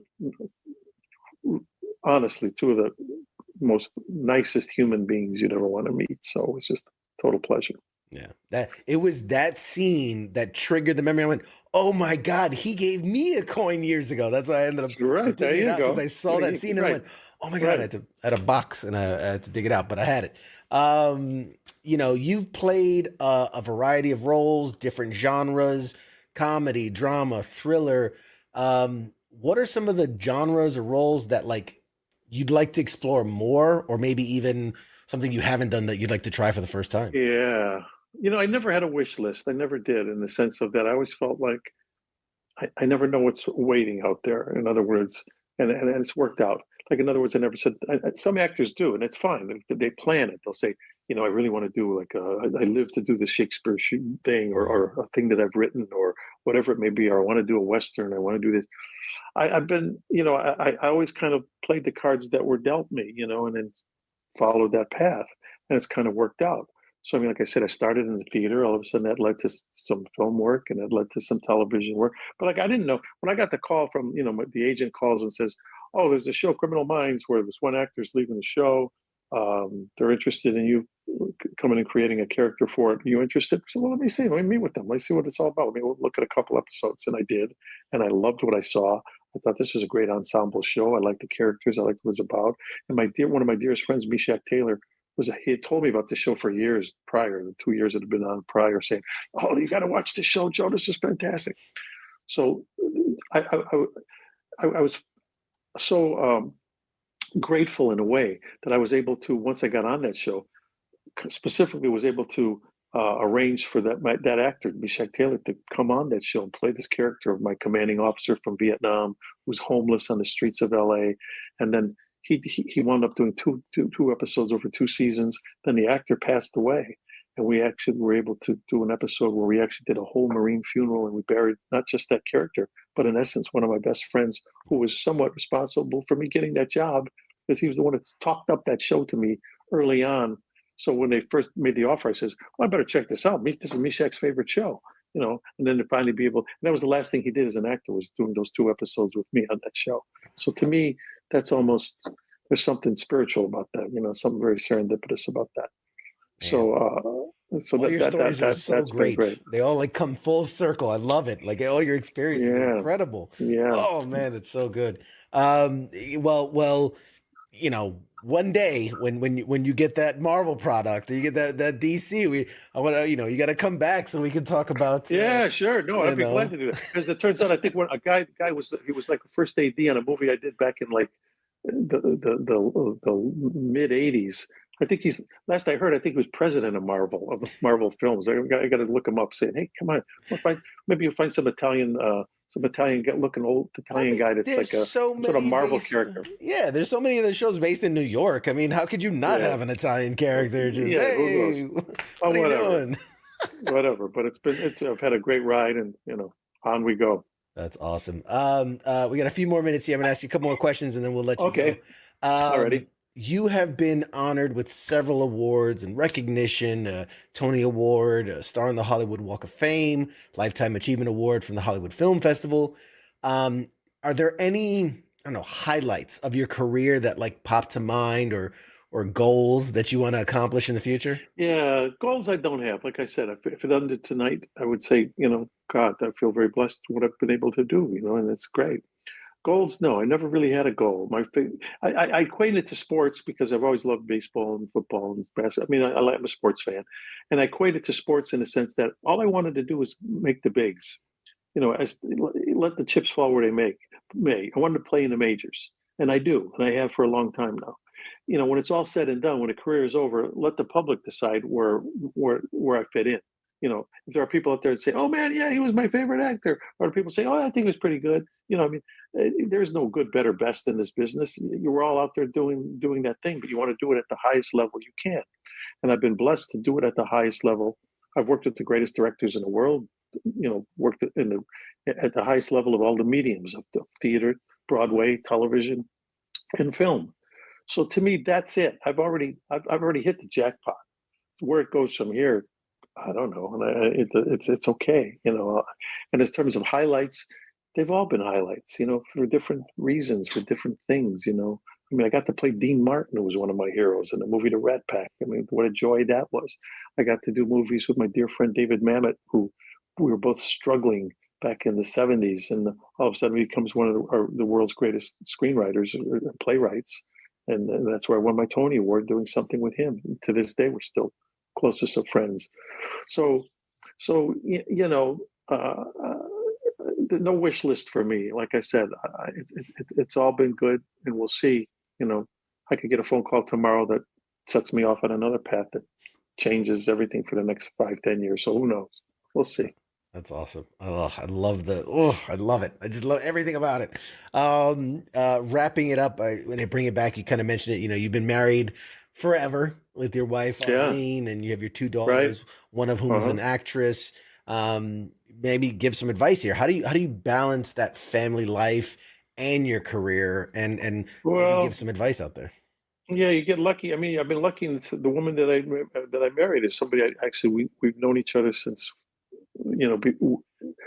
she was in high school and I was in junior college, and we knew each other. We weren't dating, we weren't together, but it was like we were both doing theater in that part of Chicago, district wide. They would do these district wide plays, these musicals, and I would do them, and she would do them. So I knew who she was. But it wasn't until later we both tried out for the play Hair in 1969. We both get cast, and she got actually cast right away in one of the leads. I had to work my way up. I got cast in the chorus, but I worked my way up to one of the leads. But it was like, so we've been together since 1969. And so luckily, this is a woman who's just very, she's incredibly strong. She's incredibly perfect partner is all I could say. And I'm not saying that it's, you go through periods. I mean, it's like marriage is a roller coaster. You go, some of it gets scary, and sometimes you almost get thrown out of the roller coaster. But if you can, if the ride is good and it's worth it, you hang in there, and you get through the scary parts, and then it gets actually in a way gets better and better. So I've been very blessed that way. I've been blessed, like I said, with and it's tough in this business. I know. I mean, I think marriages that last over 50 years are rare, but I've been fortunate that way, and we work at it, and we've got our two daughters are great, and like I said, I got no complaints. I live by the motto: everybody has a story. and nobody gets a free ride. I mean, and that's the truth. I mean, I don't care who you are. You could look at somebody who you think, oh my God, I want to be him. That's the most successful, happy person in the world. I wish I was him. Then you dig deep enough, you'll find, oh, wait a minute. No, I didn't know there was that thing going on in their life, or they had to deal with that or this or that. You know what I mean? So everybody's got a story, and nobody gets a free ride. But that's okay. I have mine, you have yours. On you go. You make the best of that situation. That's awesome. That's awesome. Let's close it out with, okay. Is there any advice that you would give aspiring actors that kind of want to follow your incredible footsteps? Yeah, I'll say this. I always took the work seriously, but I never took the business seriously, and I still don't. In essence, if you like the work, if you like acting or directing, or whatever it may be, that art form, then do it, and do it at any level you can do it, whether it's community theater or in school. I'm a big proponent of doing it in school, because if I wouldn't have been exposed to it in high school and then junior college, I would have never gone on to it. I don't think there was no reason pointing me to be an actor. I might as well said I was going to become a Martian, because nobody in my family was in show business. But in high school, I got exposed to it, and I just knew, oh man, I like this. And I just kept doing it. And I didn't know if I was going to be successful. And I was doing, I was with a theater company in Chicago. I did little bit parts here and there, but nothing professionally for a long time, And it really wasn't until I'd been in the business like 15 years when my career really jumped to a very high level. But it's okay. I don't enjoy it. Let me put it this way. I don't enjoy it any more now than I did when I did it in high school. Yeah, I get paid more and all that comes with that. But the enjoyment factor is exactly the same. And I think an athletes will tell you that. If you go to Michael Jordan, I bet he would tell you, I had just as much fun doing it as high school as I did when I won the rings with the Bulls, or any other athlete. And that's the same thing. So my advice is that just do it. If you like doing it, do it. And then the chips are going to fall where they may. Just enjoy it. If you stop enjoying it, then you got to think twice. Then move on to something else. Fantastic. All right. With that, is there any? Are you a social media guy? Should people follow you? I got there's I'm like a dinosaur with that stuff. But luckily I have an assistant who's been with me 22 years, 20 something years, and he handles it. But you can go on joemantegna.com and it'll tell you what I'm doing and what's up and all that kind of stuff. And and that's it. And all I would say is make sure you send me a mailing address, because you've got a Fat Tony coming your way.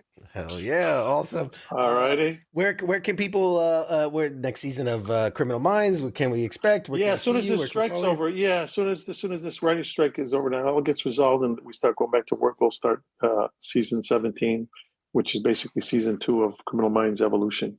And we'll pick up right where we left off. I'm shooting another season of Gun Stories for Outdoor Channel, or again, tracing all kinds of historical firearms. And watch the Memorial Day concert on Sunday, the day before Memorial Day, on your PBS station. That's right. And that's it. That's all I got. We'll be promoting the hell out of it on the station. I will be there. Hopefully, maybe we can link up at some point and get a picture. That'd be great. We'll do that then. Absolutely. Let's do that. That would be fantastic. Guys, okay. I'll give you the last 2 seconds here to say goodbye to the audience, and then we'll toss it to a break. Okay. Take care. Proud to be with you all. Take care. Especially all you veterans out there. All right, guys. This has been Joe Mantegna, the legend himself. We'll be back with more right after this. Shots.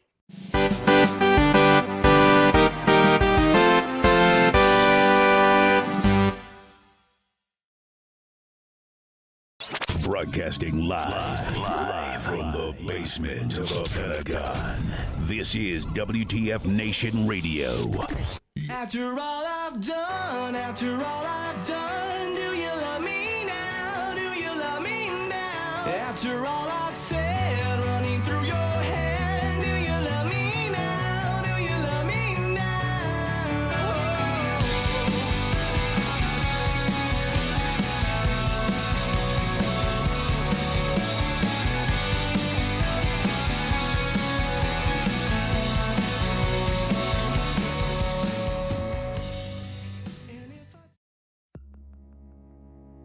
You're listening to the sounds of WTF Nation Radio.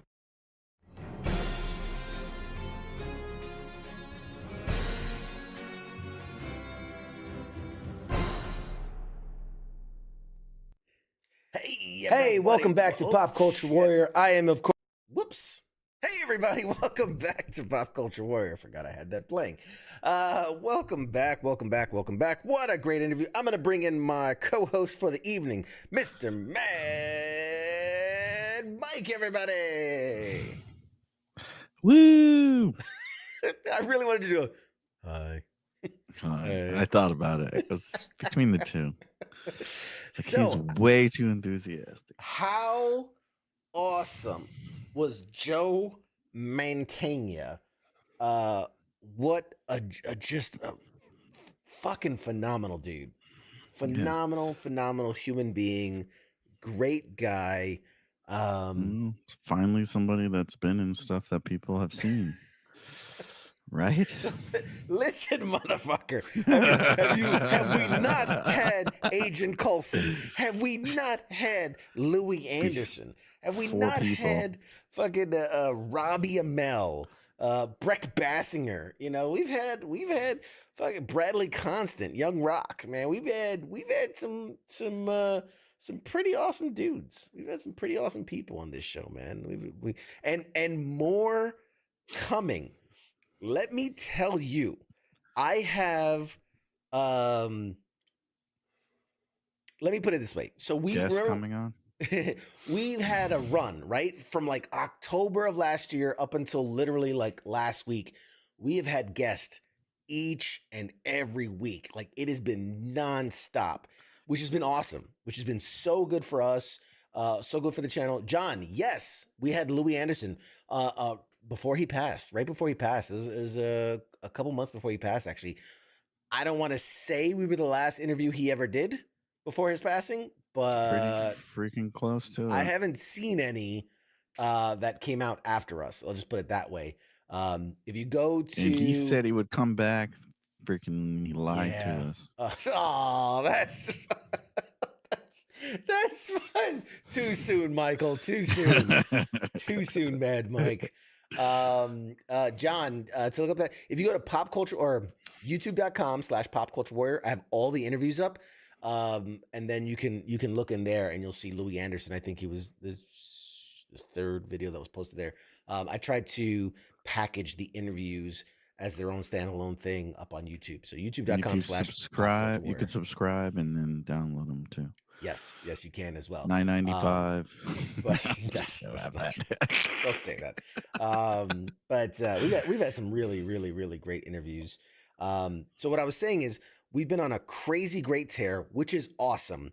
But I also I wanted to take a little bit of a break, in that have a couple of weeks of where, we can play games, we can do giveaways, we can have some fun, we can delve into really into content and take calls and do all that stuff that we can't really do when we have interviews.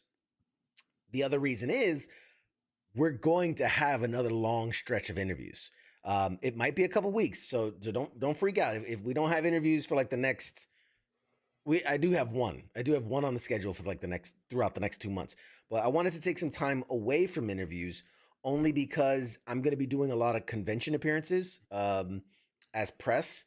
And through those connections, I know already, I've already worked out with their PR to have interviews with a lot of the guests.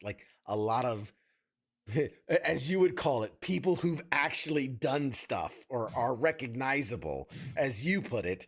But I've got...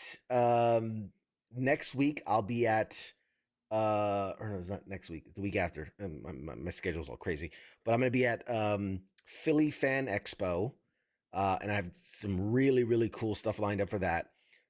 2 weeks after that, I'm at Awesome Con, got some cool stuff lined up for that. Then 2 weeks after that, I'll be at Contropolis in New Jersey, got some stuff lined up for that. And already got New York Comic Con. That's towards the fall, but that's lined up.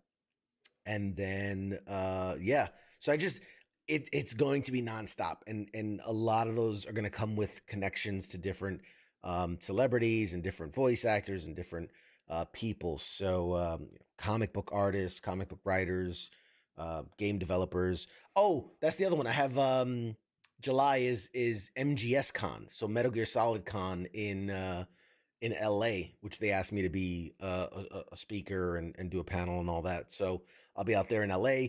That's going to get me connected to a bunch of those people that are going to be there and in that industry.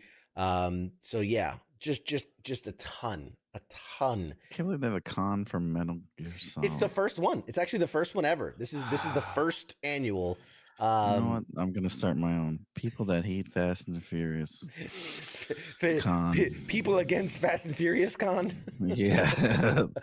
So yes, yeah, no. You know, I mean, and that's the thing. So like a cool one, Awesome Con. I know you're familiar with it. We went to the first one. I'm sure you remember. We went to the first ever Awesome Con when Unfortunately, when it was in its infancy. Carrie Elways took you into his private.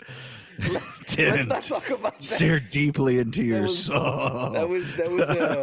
But wasn't that also the one where you mind melded with what's his name with Manu No, Burnett? that was on. I'm pretty sure that was the Atlantic Awesome City Con. Was that Atlantic City? Oh, yeah, where he, you know, ACBC. Yeah. I raped me. You guys melded. You did like the Vulcan mind meld. You touched 4 other foreheads. people, and he stared directly into my eyes and said nothing for 10 minutes. And he held you. I remember he held you by the back of the neck, which is a very intimate gesture. That is, you grab someone by the back of the neck and pull them in. That is one step shy of kissing. I'm just saying, just making out. Like the next move is just the head tilt, and then you're in. We were locked in, and I'm like, I'm not no bitch. I'll fucking kiss this dude. I don't care. I'll make out with this dude. Whatever. I was in the Marines. We played chicken. But yeah, so a lot of stuff coming up. So I wanted to take the next couple weeks to just kind of have a break and have some fun with the audience and play some games and, you know, take calls and do all that stuff. So if for the next few weeks we don't have a lot of guests, don't panic or anything. It is completely intentional. And then we're probably going to go on another very long run of having guests. You get what you get. If you get a guest, you don't get upset, all right? The show is us. Freaking damn it. You can show up here for guests. That's a bonus we give you, freaking a-holes. It's about CQ and him telling you about all the cool stuff he does. Oh, man. About the time I met Stan Lee. You haven't even told him that. I've never told that story. You just keep alluding to it. That'll be our last show. Okay, guys, here it is. After 5,000 episodes, finally, the story of the one time he met Stan Lee. I'm pretty sure I've told the story. You really think we're going to go 5,000? I think we got like 2 more weeks left. 500. That's my goal. 500. 500 episodes. That's when I retire. I'm putting it out there. 500 episodes. We're 134 in. So we do 4 a year, so we got 50 years of this shit. Bitch, I take 4 breaks a year. But yeah, so lots of cool stuff coming up. Very excited for. It's cool, and I'll, you know, again, just to share a peek behind the curtain. I remember this show starting it years ago, and being desperate to bring anyone and everyone who would be willing to come in, and just doors open. I know you used to joke when like I would ask the Amazon delivery guy to come in and hey, what are you doing later? You got going on Tuesday night. You've been here 5 times already. You want to come down later? You might as well be a part of the family. So, you know, to come to this point where we have so many guests, and to the point where I'm now shooting people down. I've had PR companies reach out to me and say, hey, we want to promote X, Y, and Z, whether it's a musical act or, you know, this guy doing his own indie film and everything. And I'm in the position now to get to shoot moved down beyond that. Have you seen the Clark Craig YouTube video? I mean, God bless him. I'm so happy, but like literally just today I got an email and they're like, this person who wrote this book and they have this thing and they're shooting this movie and and I was just like, doesn't catch my fancy. Hit me up 2 years ago. Yeah, you know, when I was begging for people, yeah. But no, so it's exciting to be in this position and to have. Oh yeah, Scott, good call, man. We had the Terminator. We had fucking Robert Patrick. We had the T-1000 up in this bitch. We had Reverse Flash, Matt Lesher, who just came back for an episode. He just came back like a week or two ago and did another episode of Flash, which is cool. Do we have Of course, because that's all he's got going on. Rob Paulson, fucking Pinky. You know, we've had Lauren Tom, who's done a bunch of fucking, you know, Futurama, King of the Hill, you know, voices and Batman Beyond. And we've had so many, God, man. Like, fuck, I forget sometimes just how many cool fucking people we've had on this show, man. Just a lot. So we've been fucking lucky. Really lucky. But he put in damn work. Hassled a bunch of people to get him to come on the damn show. Never like, dude. Sam Witwer. How many shots in the mouth he took to get all these people on the show? Jesus Christ! So many. I think my jaw's strong. So many shots. I've been trying to get Sam Witwer, man, and we just keep playing fucking phone tag. We just they'll leave messages with me, and then I'm with them. And it's put together a reel of all the guests and send that shit over to them. I know. I just look at all these people we've had on. You're missing out. Oh man, you know what would be do really like cool? Like a highlight reel. Yeah, dude. If we had someone on staff who was like a fucking video editor, man, to like, you know, like all my intros where I'm like, hey, this is CQ, pop culture, blah, blah, blah. And then like, welcome to the show. And like, it just flashed like, welcome to the show, you know, Robbie Amell, welcome to the show, Rob Paulson, welcome to the show. And like, do like a quick flash of like all these different guests. That would be cool. Send it to his agent, be like, show him this. Yeah. Like just 2 minutes of just like, please welcome. Someone could do it out there. All you people on the internets, work that out. Send it over to him. Yeah. He'll send you a picture of somebody with him that they signed. Yes. If somebody did that, man, I would hook them up big time. Because it takes time. Like that's the problem, is that it takes, because you have to like download the footage, video, cut it. Like, and the easy thing is that it's like right in the front of every video. So it's not like you got to find it. It's right there in the front, but you would still have to download it, cut it, save it. Second half of the show. Hundreds so you of go times. all the way through. Yeah. And then, you know, put it all together in a package and then whatever. But, I don't know. One day when do it, he'll send you some swag. Do it. Oh, you got nothing else going on. I'm just thinking, I'm going to be taking a week and a half off. Maybe I can do it while I'm on vacation. I can just sit there on my laptop and just edit some footage. Sorry, family. Can't spend time with you. Gotta edit this. I gotta make a highlight reel of myself. That's funny. No, Patrick just said, sounds like you're just trying to trick someone into rewatching all your episodes. Gotta get those watch hours up. We'll get 4 more likes. Gotta get them watch hours up, man. For sure. Gotta hit that monetization. 9 people have watched your content. Just crazy question. Random question for all those of you out there that are in the chats. How many of you, let me know, have a Nintendo Switch or have a Nintendo account or play Nintendo Switch? No reason, just curious. You know. It's you know how many people play? I just saw it actually. It's it was in the article about the new Grand Theft Auto. 122 million. 22 million playing the Nintendo Switch. Yeah, it was in that article that Smith sent us. Oh, okay. Because the Grand Theft Auto was not going to be on the Switch, so they're like they're going to lose whatever 122 million, but it's like. Like, Charles says he does. Scott says, I wish I had a Nintendo Switch. Yeah. I'm just curious. I just got one. It's my Father's Day gift. My wife and son treated me to my a Nintendo kid has Switch. one, so I have one. I paid for it. A new Nintendo Switch. Let me just Google it really quick. How many people? Maybe I'll put my friend code out there. I need friends. I need friends on the Nintendo Switch. 122.55 million people. Wow.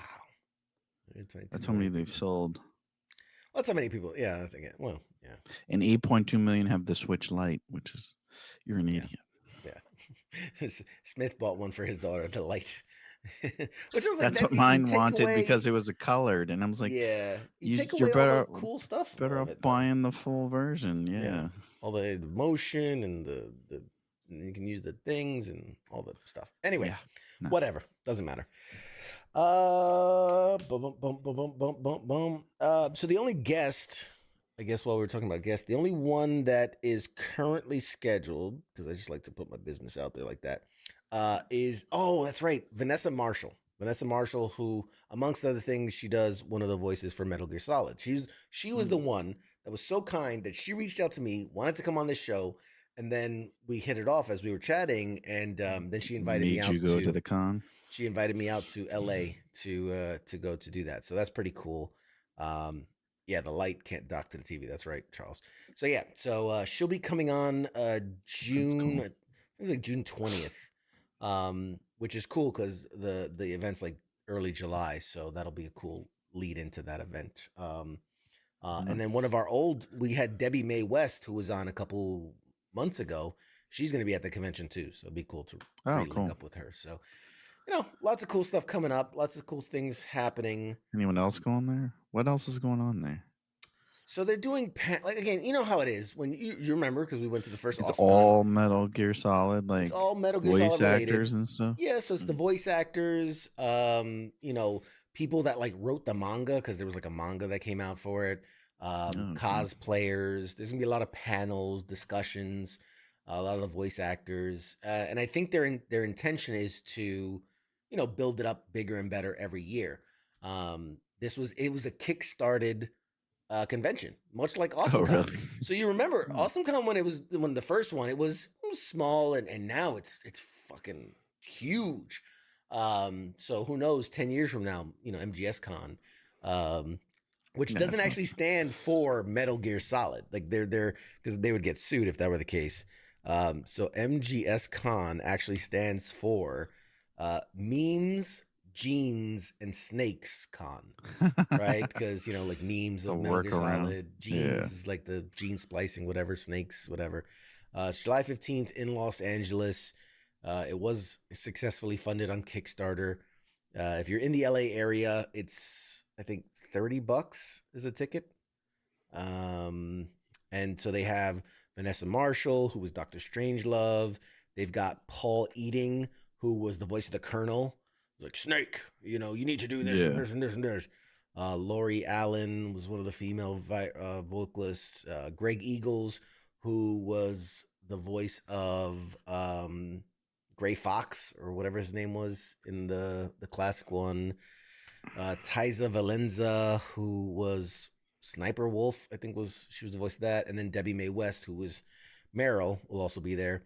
They have musical guests, they have panelists, they have cosplayers, artists, vendors, photo sessions, panels, signings, a cosplay competition. So yeah, they got a lot going on. Cool. And the reason I'm happy to be going is they're going to hold a silent auction, as well as proceeds of this whole convention will go to support Wounded Warrior Project, which I've always said is a great organization, does a lot for wounded vets, such as myself, such as Mad Mike. And so very cool to get to go there and speak on their behalf and raise awareness and funds for such a great organization. So that's cool. Scott says, CQ getting invited to all these cons. One of these days, he's going to have his own pop culture warrior con. I mean, hey, fund it. Wolford can be there. We could do a Kickstarter and kickstart like it. WTF Nation Radio Con or WTF Nation Con. That would be cool, man. And you bring people from like the main page, you bring people from the radio page. We could do panels, we could do live shows. You bring in guests, like, we've got friends of the station, like Eddie McClintock. I mean, he would show up, do signings and photos, and man, that's kind of, it's doable. It's doable. I mean, it would start off small, and who knows, every year could, we talk to the boss, man. See if we could pull that off. You find like in person. You find like a local, like a small, like the Holiday Inn lobby. Yeah, man. But I'm saying like you don't have to do it. You don't have to do it in like L.A. or something like that. You could go to like Colorado's, right? Somewhere where it's not known for, so they fucking go to Dakota, Colorado's North known Dakota. for a bunch of stuff. I'm It's just saying, super but it's not for expensive. conventions, not convention wise. I'm like, like L.A., New York, Philly. Those are kind of your big spots. We have to go where people that watch this freaking show are. Otherwise, no one's gonna. You go to Well, that's the Colorado. problem. We got all 2 of our people. Well, we fucking have people 10 are people spread around the total. goddamn world. Most people are in DC. No one's gonna freaking go to Colorado to see this shit. But that's my point. That's exactly my point. You can all put where you're from, what state you're in on the damn page, and then we'll pick it. We'll do it in Atlanta. We'll do it in Atlanta. Meet in the middle, somewhere. Cheapest flights are to Atlanta, anyways. Yeah, usually. there you go. You find somebody, and All like you airports say, lead to Atlanta. you find a small venue. We do a high school gymnasium, for Christ's sake. Use my backyard. I'll charge. You guys can pay me $20,000. We can have this shit in my backyard. There's no porta potties, guys. Just dig a hole. Better know how to swim, or you're gonna wear floaties. Do a tour instead of. We could do that too. Do a tour, like have well, I don't know. I feel like a tour would be a lot more. Not touring for this shit. Better cue me in virtually to make fun of everyone. And live from satellite. Mad Mike. We could go to like one of the robots with the screens. You could just control it and just run over people. Yeah. I like the tour idea, but that's just a lot more because you got to find venues and equipment. And that's no one's gonna pay. Who con. are these guys? What? Yeah. Radio? That's still a thing. I think we could pull off a con. I do. It would be small. But I think we could pull it off. Bring everybody to the table. Who else you get to come on? Because no one's gonna go to see. I got friends. I got people I can call on. I got people. They'll in the go industry. to see them. Your Amazon driver. Shut up. R.I.P. Don't bring Louis Brian Henderson into this. pick. Brian's a good guy. Don't bring him into this. He's too busy to show up. Yes. You know what it's like delivering packages all day? Got 50 packages to my house every day. We'll order a bunch of stuff to the con. That way he has to show up. There you go. You're like here for the next hour. You're gonna scan all this stuff in. I could see Mad Mike handing out buckets and charging a fee for hosting it in your house, I'm assuming. Oh man. Anyway. All right, guys. Well, You want to tell them about the other shows on the station? I guess we should do that. Should know. There's other shows Monday, every day except Saturday. All right. I want you to do. Hang on a second. I'm gonna pull this up, and then I want you. Oh, this is gonna be great. This is gonna be awesome. Hang on. I don't know the other shows. That's the problem. Hang on. That's what's gonna make this hilarious. Let's see. Virtual camera. Here we go. All right, Mad Mike, take it away. All right, here we go. We'll start off with Sunday Sports Bar. King Smith and Coach. They do a show. They talk about basketball mainly. It's kind of biased. They hate South Florida sports. Fuck those guys. You got the Monday edition.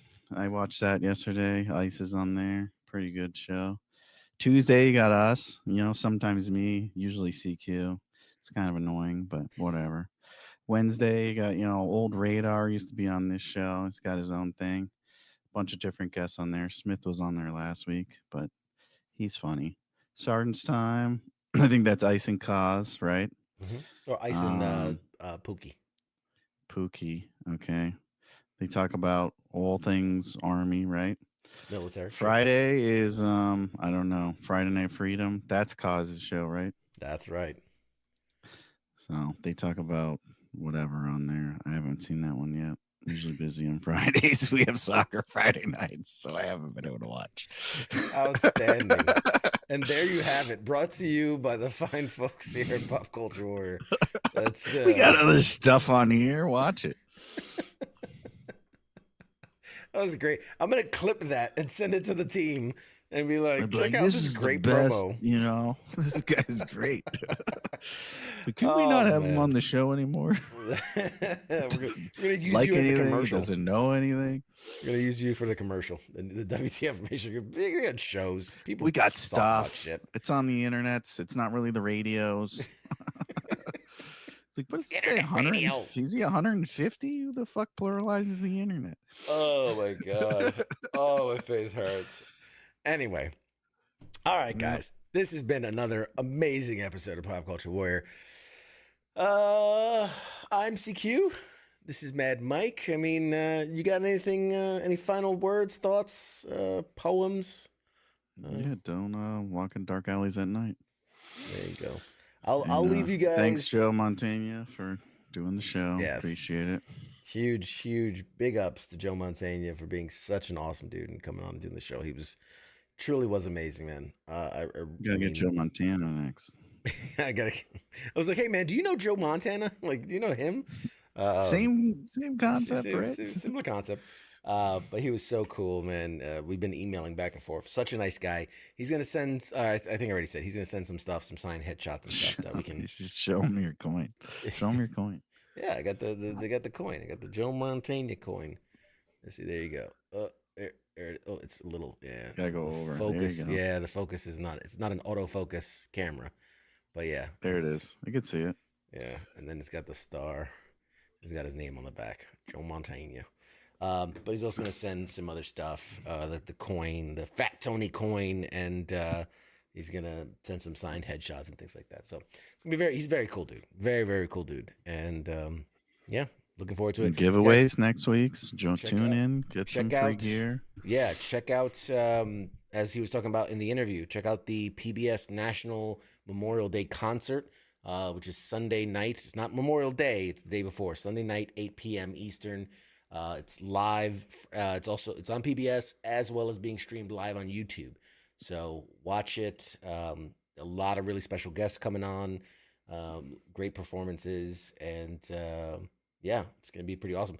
I'm already in touch with the staff there that are running the whole thing. Really great. And next year's.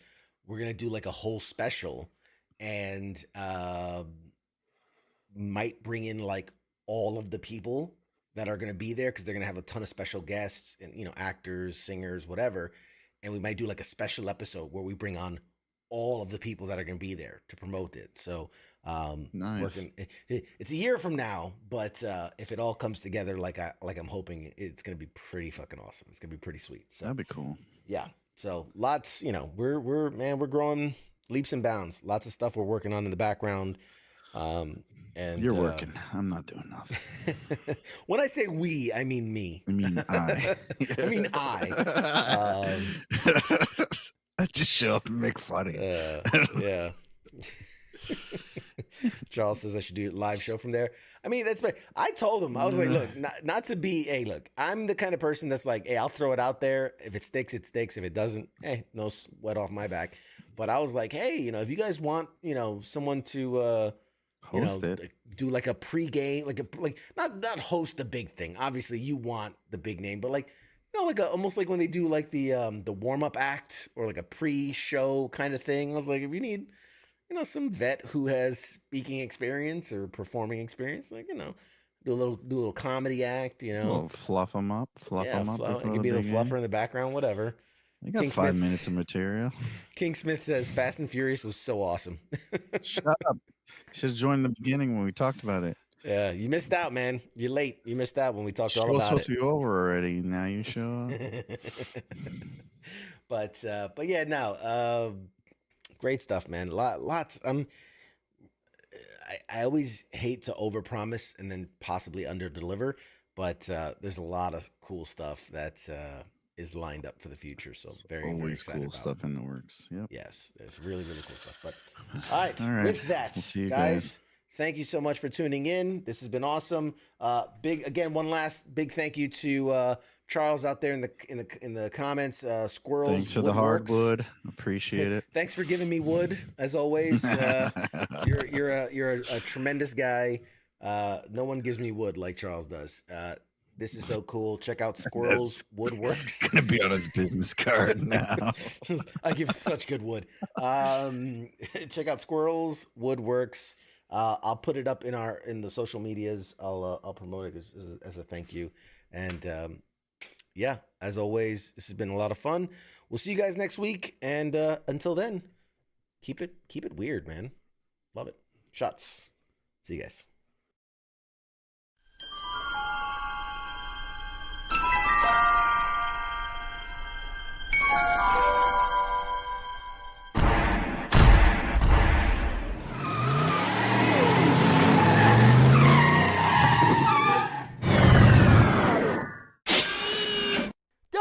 Doc! Oh, no! We're too late! We missed it! Oh, jeez, this is heavy. Wait a minute, Doc, I got a time machine!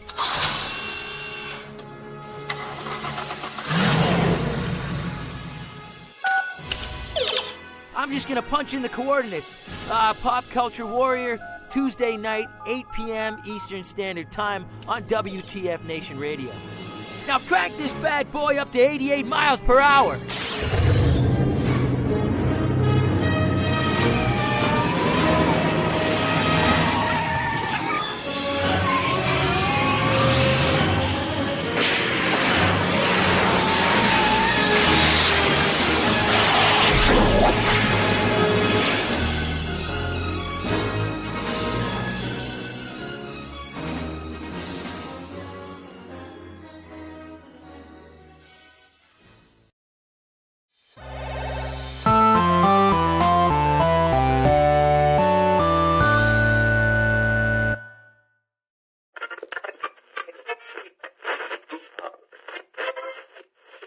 Let's see